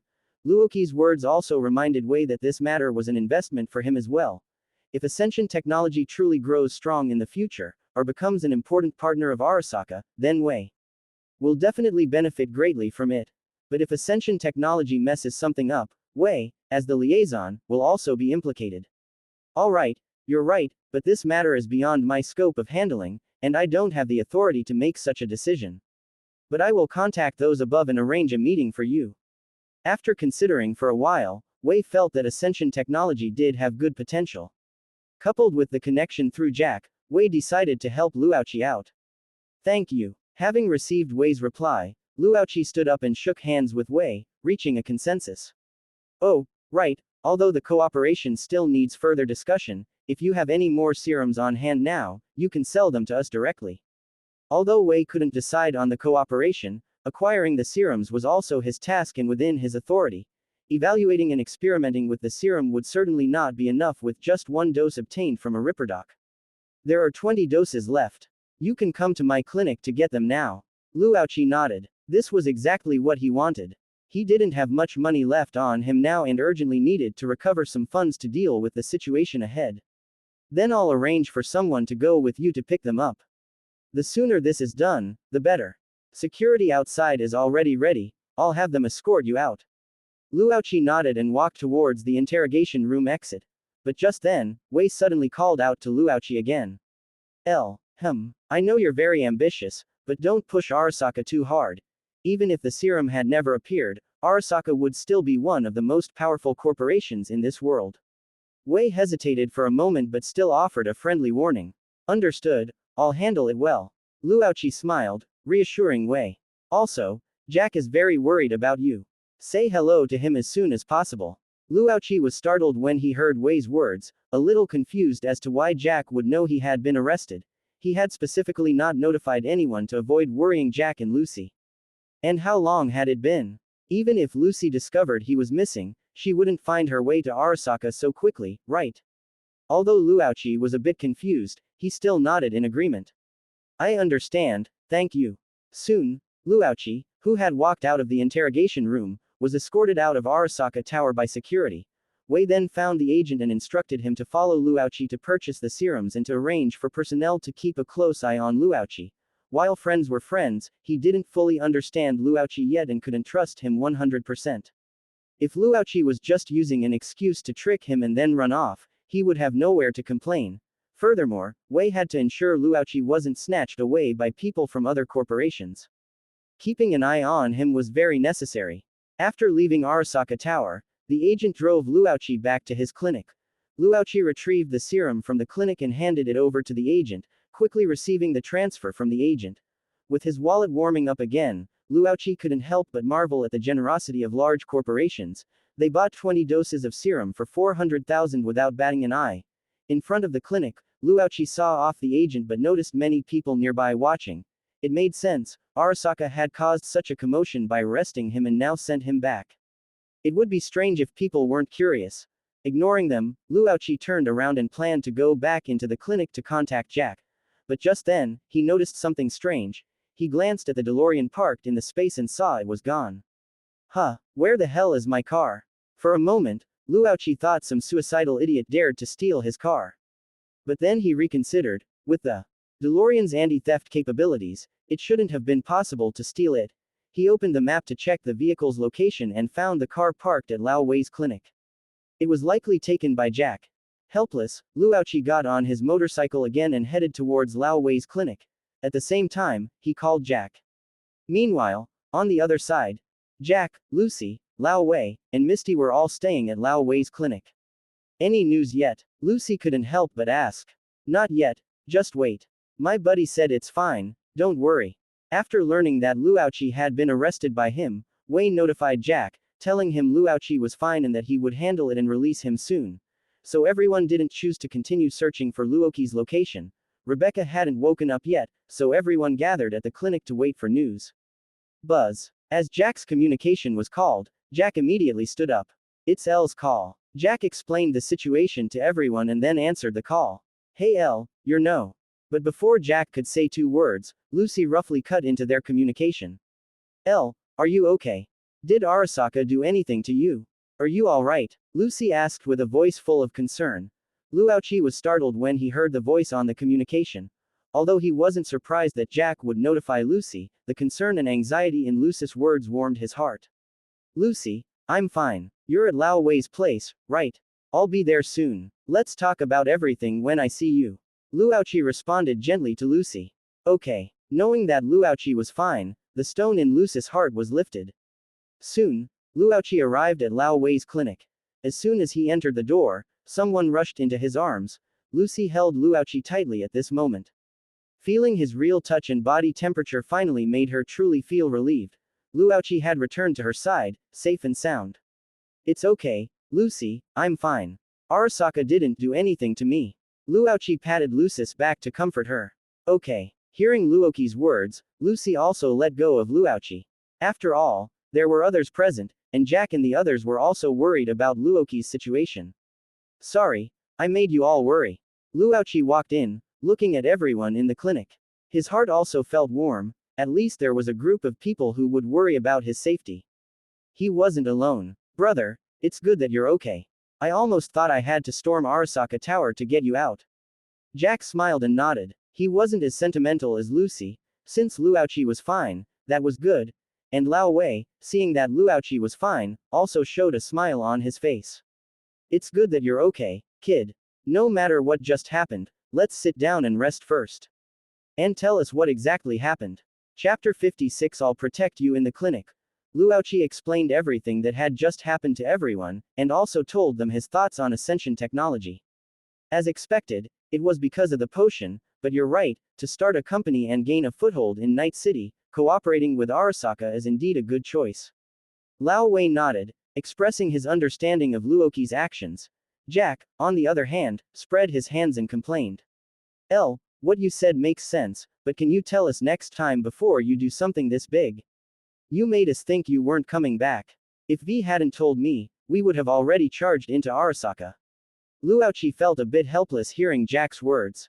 It happened suddenly, and I didn't tell you because I didn't want you to worry. Who knew you'd all find out? But I'm a little curious, how exactly did you know I was taken by Arasaka?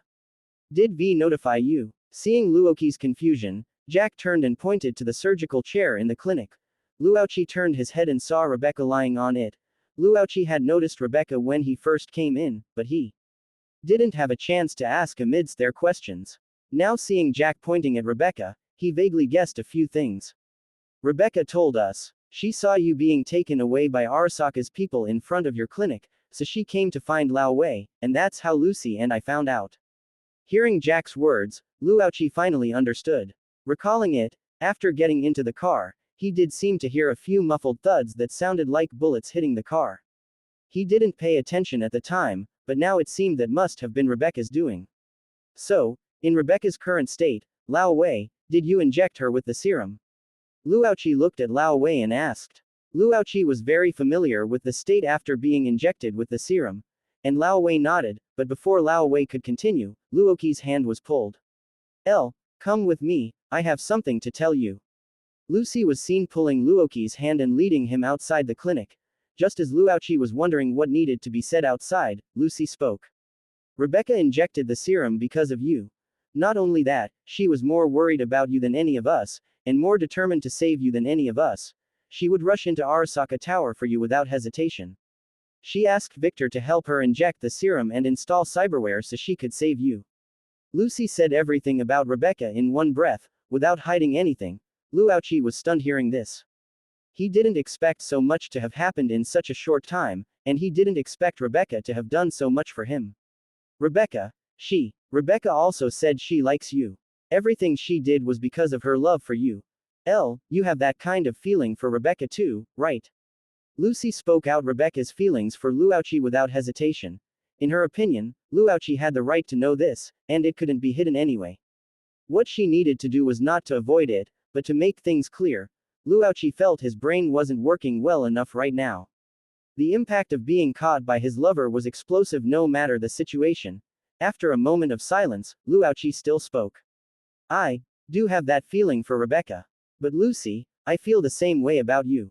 It's not because you made the first move. Luochi gave a definite answer. Since things had been made clear, lying was meaningless. But before Luochi finished explaining, Lucy put her finger on Luoqi's mouth, stopping him. I know. Lucy smiled, a happy and relieved smile. She got her answer. She had guessed it when Rebecca said she liked Luochi. Rebecca's feelings for Luochi were so deep, how could Luochi not have feelings for her? But Lucy wasn't angry because of this. Rebecca's love for Luochi earned her respect, and besides, she was the one who initiated the relationship with Luochi in the first place. She had no right to condemn Rebecca and Luochi, and Lucy was happy because Luochi said his feelings for her were the same. Luochi also loved her. That was enough. Falling out would be bad for all three of them. Lucy didn't want to make things difficult for Luochi, and she couldn't lose Luochi again. Rebecca is a very good girl, don't let her down. Lucy's words stunned Luochi again. Things seemed to be developing in a ridiculous direction, although this was no different from Luoqi's initial goal. I will. Luochi responded, but soon his mouth was blocked again. Lucy could allow the feelings between Rebecca and Luochi, but that didn't mean she would give up on Luochi. She was asserting her claim with action. In the clinic, Rebecca opened her eyes. The serum's modification made her mind incredibly clear. However, when she opened her eyes and saw the scene before her, Rebecca wondered if she hadn't woken up yet. She wondered if she was dreaming. Because she saw Luoqi's face, Luochi was standing right in front of her, alive and well. Is that you? Rebecca asked somewhat disbelievingly. It's me. Rebecca, you've worked hard. Luochi, standing in front of her, smiled.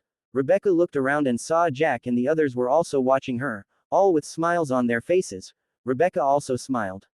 Seeing Luochi return, her heart was filled with only happiness, simple and pure happiness. She didn't ask why Luochi had returned.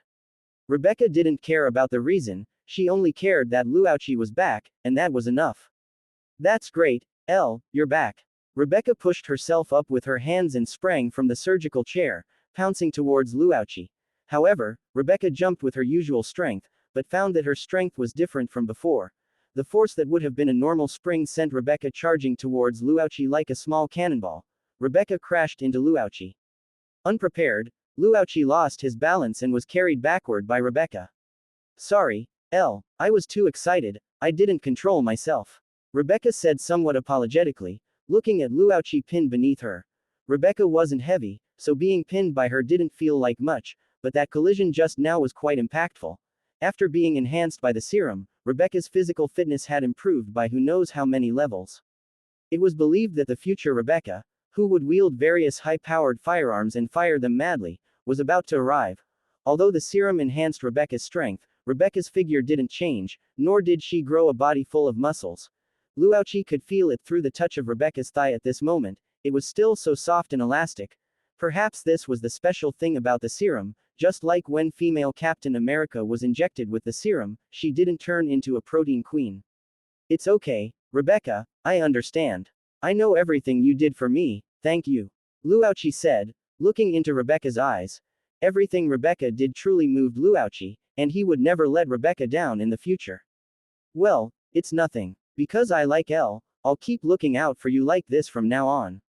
Rebecca raised her hands, showing off the not-so-obvious muscles on her fair, delicate hands. Although it wasn't very convincing, these seemingly harmless hands could actually beat quite a few people to death now. Chapter 57 Tyrant. Not long after, Rebecca climbed up from Luauchi. Although she wasn't very willing, there were so many people watching after all. Seeing that Luauchi was safe and sound and Rebecca had also woken up, everyone was ready to let the matter end there. But at this moment, Luauchi called out to Lao Wei. Lao Wei, I need your help with something, help me install a cyberware. Luauchi took out a piece of cyberware, an operating system spinal implant just like a Sandevistan. The sections of white mechanical skeleton paired with high-precision internal structure immediately showed that it was no ordinary item. This was the source program cyberware that Luauchi had long prepared to install. Open black lens bracket. Source program. Annihilation. Series. Tyrant. Operating system close black lens bracket open black lens bracket and operating system cyberware from the source program company's strongest weapon, the Annihilation series cyberware. As a central nervous system cyberware, it primarily enhances the installer's nerve reflexes and physical strength output. Its powerful performance can provide the installer with significant performance boosts, greatly enhancing the installer's nerve reflex speed and strength. And it comes with multiple neural processing systems, including pain editor, microperception, weak point analysis, and ballistics analysis. It also features the highest strength network defense ICE, capable of counter-tracing hacker sources. Cyberware ability open black lens bracket ultimate dominion close black lens bracket. Upon activation, enter tyrant state, instantly gaining powerful recovery and doubling all enhancements provided by the cyberware. Simultaneously, all other cyberware on the installer also enters berserk performance mode, doubling all performance and enhancement effects. Close black lens bracket open black lens bracket. Price correction. 0% close black lens bracket open black lens bracket module price. €300,000 close black lens bracket is the operating system cyberware from source program Annihilation, also known as source program Renekton. Its function is very simple. Enhancing nerves and strength. Just like the champion Renekton, it doesn't need bells and whistles, but uses extreme violence to crush opponents.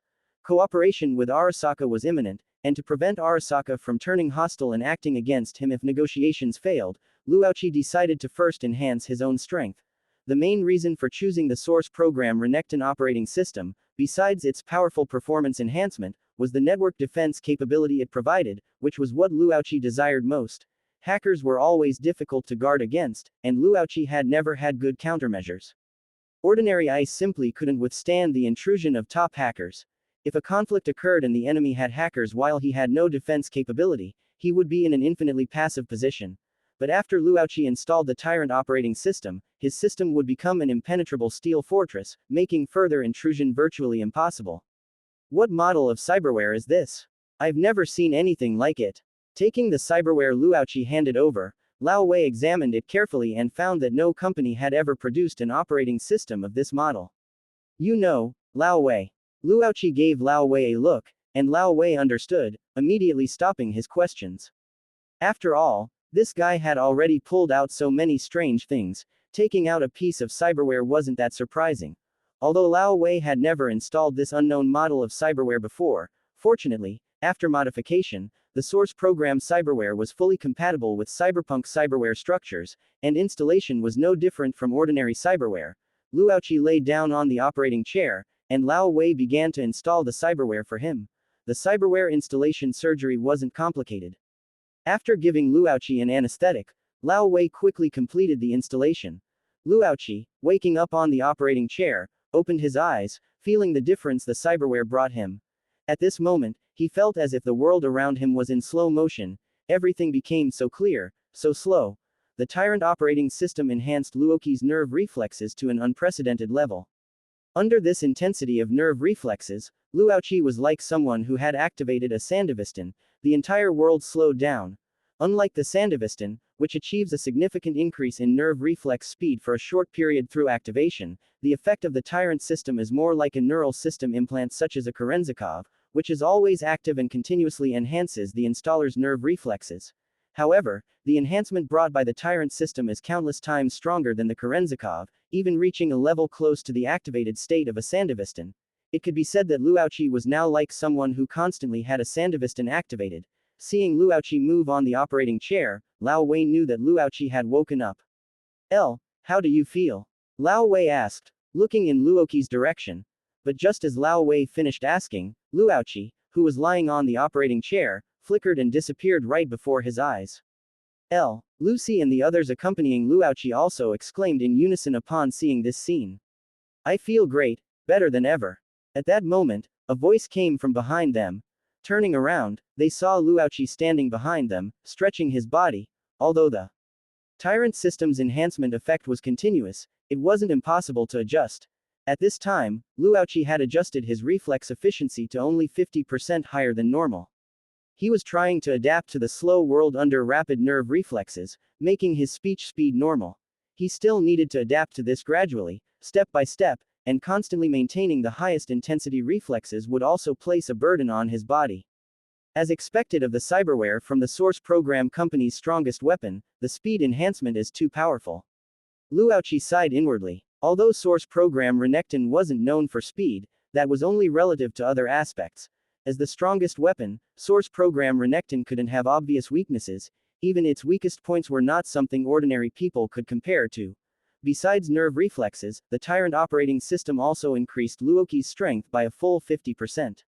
It could be said that when Luoqi operated the Tyrant system at full power and activated Ultimate Dominion, he would completely transform into a humanoid monster. Luoqi even wanted to go and exchange a few moves with Atom Smasher now, to gauge the worth of the legendary killer. After Luoqi finished installing the cyberware, the group could finally go home and rest. The events of the night had temporarily come to an end. Leaving Lao Wei's clinic, Luoqi got into the DeLorean. He was also responsible for taking Jack and the other two home. Hey, prize monster, what do you mean? In front of the passenger door, both Lucy and Rebecca placed their hands on the car door handle. While Luoqi was installing his cyberware, Lucy had talked to Rebecca, and now Rebecca also knew about the relationship between Lucy and Luoqi. Although Rebecca was very happy when she learned that Luoqi also liked her, she was naturally very displeased about Lucy's interference. Even though they had agreed on a fair competition, Rebecca's short temper still made her attitude towards Lucy full of gunpowder. Clearly, the first war between the two women had begun. Chapter 58. Adam's heavy hammer appearance. Lucy wasn't angry about Rebecca giving her random nicknames. With Rebecca's temper, she'd even call Kiwi an old hag when she was annoyed with the team, so naturally, there was nothing she wouldn't dare to call someone. I've always sat here before, Lucy said faintly. Before. I was sitting behind Elle hugging him before, and you're talking about before. Inside the car, Luoqi watched Lucy and Rebecca argue, cold sweat pouring down, not daring to speak, afraid of getting himself involved. And just then, Luoqi's savior appeared. Cough cough, ladies, actually, I think I can sit here. Jack stood behind the two women, coughed lightly, and spoke. Lucy and Rebecca instantly turned around and stared at Jack, making his hair stand on end. Fortunately, the two of them finally released their grip at the same time and sat in the back row. Seeing that all three were in the car, Luoqi also breathed a sigh of relief, started the car, and drove the three of them home. After first dropping Jack off in Haywood, Luoqi chose to take Lucy home first. Luoqi didn't plan to go back to the clinic tonight. Rebecca and he both lived in Watson District, which was more convenient. Arriving at the open space in front of the clinic again, Luoqi parked the car, and Lucy was also preparing to open the door and get out. Just then, Luoqi suddenly felt a data stream entangle his system. Lucy, wait a moment. Luoqi called out to Lucy. Just as Lucy stopped moving, the buzzing sound of hovercars came from the sky. Several armored vehicles also drove out from different locations simultaneously, Surrounding the DeLorean, large numbers of well-equipped combat personnel got out of the vehicles one after another, aiming their guns at the DeLorean and entering a state of alert. The bright markings on the vehicles clearly indicated their origin. They were military technology personnel. In the hovercar in the air, a military technology netrunner was currently performing a network intrusion on their primary target, Luauchi. The military-grade network equipment mounted on the hovercar made this netrunner unstoppable against any cyberpunk or even cyberpsycho. Only this time, when she tried to intrude into Luoki's system, she found that his ICE was like a bedrock wall, completely unshakable. Damn it, I can't break through his ice. The netrunner shouted. On the hovercar, the combat commander standing next to the netrunner was also stunned after hearing her words. The target could actually defend against their network attack, but he didn't hesitate and immediately ordered, then intrude on the other targets. The netrunner nodded, but just as she was preparing to hack Lucy and Rebecca according to the order, she heard a buzzing sound as if space was being torn apart. Just as the two on the hovercar were still wondering, a rift from the void appeared before them. A figure emerged from the rift. Before the netrunner could see what happened, her neck was instantly grabbed tightly. Luauchi was seen gripping the netrunner's neck tightly with his right hand, lifting her up. Is netrunning fun? Bug. Luauchi said faintly, then squeezed his right hand forcefully. The netrunner's neck snapped as if cut by pliers, instantly separating head from body. A column of blood shot out from the severed neck, splattering blood all over the inside of the hovercar. The combat commander also reacted at this moment and immediately began shooting frantically at the sudden target in front of him. But the moment the bullets spewed out, Luauchi moved. At this point, he had already maximized the power of the tyrant system, and the whole world seemed to stand still. Bypassing the commander's line of fire, Luauchi instantly appeared behind him. Splatter. With a few crisp sounds, the commander's hands, which were holding the gun and shooting, instantly detached from his body. Luauchi had just violently ripped off his hands like that, and the blood inside the hovercar instantly became thicker. The commander, who didn't have a pain editor installed, immediately let out a horrific scream. But soon his mouth was sealed. To prevent him from yelling and disturbing the residents late at night, Luauchi thoughtfully stuffed a fragmentation grenade into his mouth. Ignoring the dying man, Luauchi turned his gaze to the encirclement below. At this time, military technology's ground forces were constantly approaching the DeLorean, and several combat personnel directly below had also noticed the anomaly on the hovercar and were aiming at Luauchi. Luauchi looked at the combat personnel directly below, a strange smile appearing on his face. The big one is coming. Luauchi was seen leaping, free-falling rapidly towards the combat personnel directly below. The combat personnel reacted and immediately opened fire. A few bullets grazed Luoki's body, splattering some blood, but they couldn't slow down Luoki's descent at all. Boom. With a loud bang, the gunfire abruptly stopped. Dust flew up and slowly dispersed, revealing Luoki's figure, and the combat personnel beneath him, now a pulp. Ha ha ha, an Atom Smasher-style entrance, I like it. Luauchi laughed loudly. At this moment, the fragmentation grenade on the hovercar also suddenly exploded, and the resulting rain of blood seemed to be welcoming Luoki's arrival. Military technology, huh? Then let me try the power of my new cyberware. Seeing all the combat personnel in the encirclement pointing their guns at him, Luauchi chuckled lightly. Ultimate Dominion activated. The white outer vertebrae on his back turned into dazzling red. The Tyrant operating system displayed its most violent side at this moment. The surrounding world became even slower once again. Luauchi felt as if the power within him was about to burst out, and at the same time, the injuries he had just sustained recovered quickly within this short period. Without hesitation, Luauchi flickered and appeared in front of the nearest combat personnel, grabbed his head, and smashed it hard onto the ground. A bright red splatter of blood instantly bloomed on the ground. After quickly dispatching two more, military technology's forces finally opened fire collectively.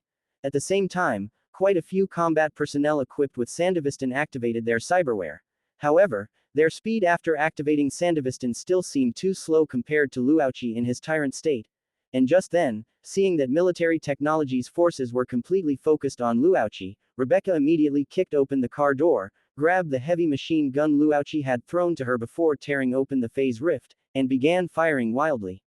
Ha ha ha ha ha. Rebecca laughed wildly while feeling the recoil from the machine gun. This was the first time she had used a firearm with such firepower, and the first time she had felt the thrill of unleashing firepower. In the past, Rebecca always messed around with two small pistols. Tonight, It seemed she had found her joy for the first time. Heavy firepower is the romance of cyberpunk, ha ha ha. Rebecca laughed wildly, continuously unleashing bullets towards the many combat personnel in the encirclement. Meanwhile, Luauchi, like a ghost, continuously harvested the lives of the military technology personnel.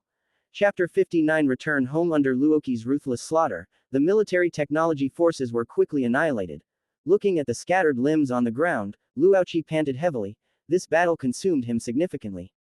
Running the tyrant system at full power, coupled with the burden brought by ultimate domination, made his entire body's muscles feel like they were tearing. Even the gorilla arm on his left hand became scalding hot under overload. At this moment, the duration of the tyrant state had ended, and the cyberware behind him returned to calm. The regenerative power brought by activating ultimate domination also couldn't eliminate the burden on his body after the effect ended. Of course, if Luauchi were to activate ultimate domination again, it might allow him to recover completely in a short time. But to what extent the burden would stack after the effect ended for the second time was unknown, and Luauchi didn't dare to easily try it. Taking out a Type 1 power excitement agent and injecting it into his body, feeling his body slowly recover, Luauchi felt much better. At this moment, Luauchi was covered in blood, but he didn't care. Although this was the first time he had killed so many people at once, killing a few or killing a group made little difference to him. As for this group from military technology, Luauchi had no intention of holding back. They made the first move anyway. Military technology showing up definitely wouldn't be for a good reason, probably similar to Arasaka. And he had now sided with Arasaka, so offending military technology was a certainty. Luauchi didn't plan on benefiting from both sides. Between Arasaka and military technology, he was destined to choose only one. As for trying to play both sides between the two major corporations, he would definitely die without even knowing how. Neither Arasaka nor military technology would tolerate such a thing happening. The last person to play both sides was Faraday. Although he didn't die at the hands of these two corporations in the end, his fate was miserable enough. However, Faraday should still be living comfortably in Night City. He didn't provoke Luauchi, so Luauchi naturally couldn't be bothered with him.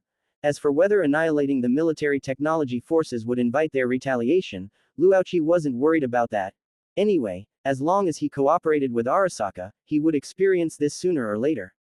Arasaka would definitely cover for him regarding this matter. And just then, the people who would cover for him arrived.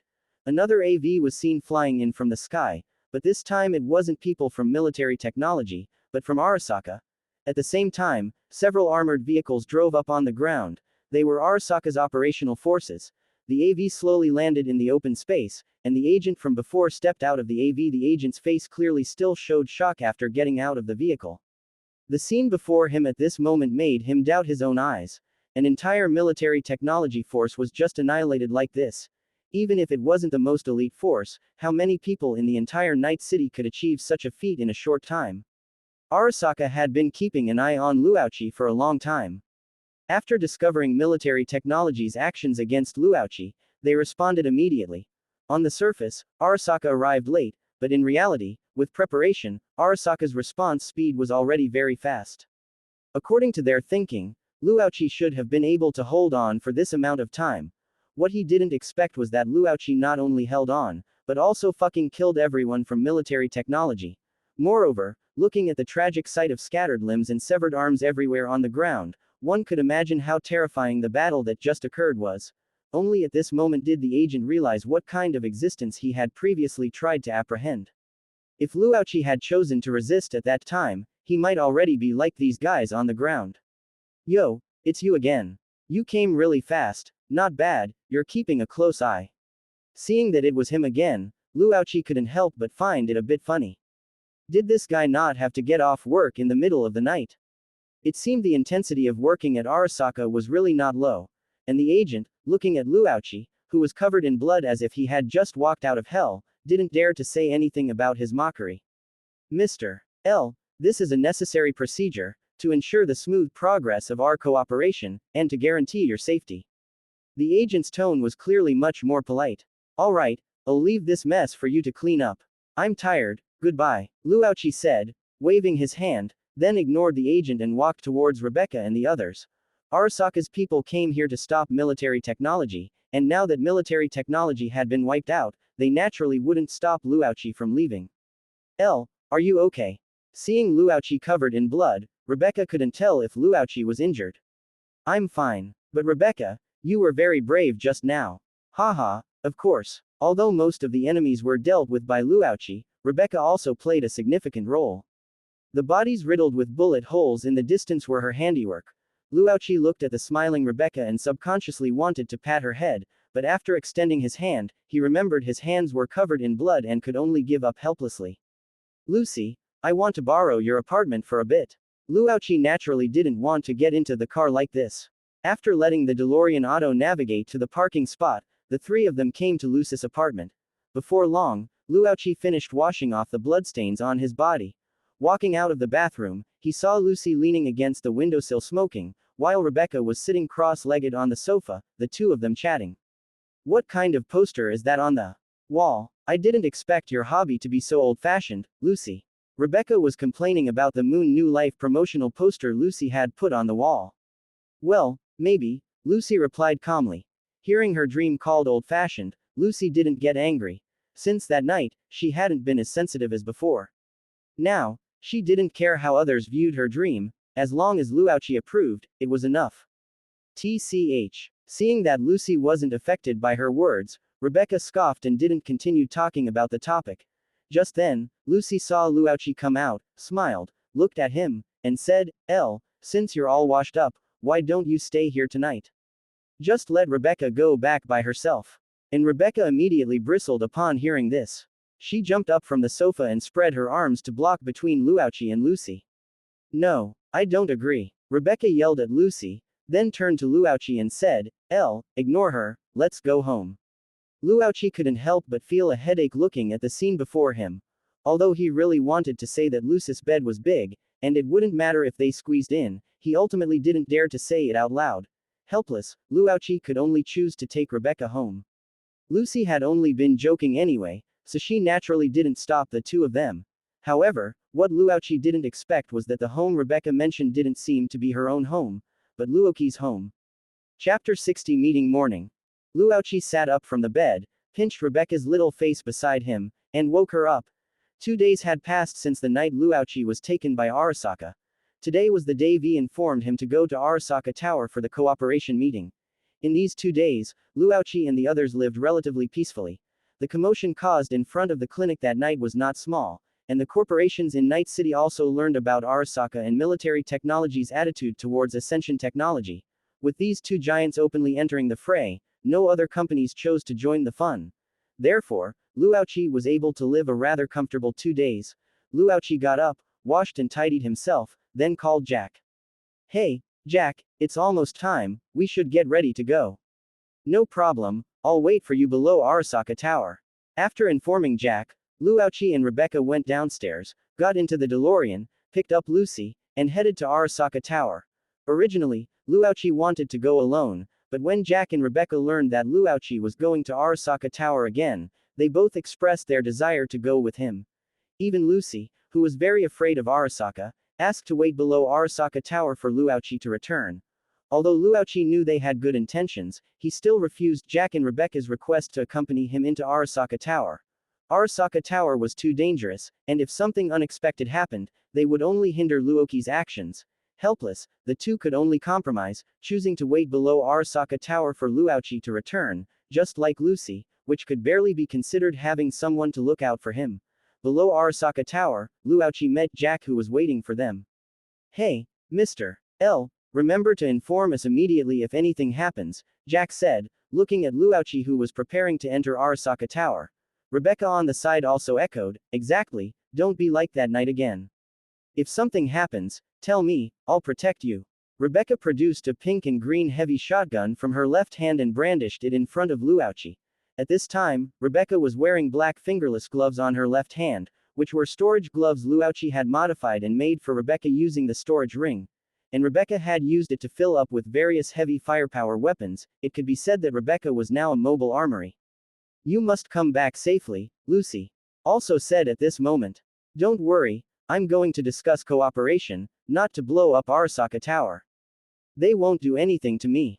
Luochi looked at the three of them, his heart warm, and after telling them to rest assured, he turned and walked into Arasaka Tower. Meanwhile, on the other side, above Arasaka Tower, inside a conference room, a video was being played on the huge display screen on the wall.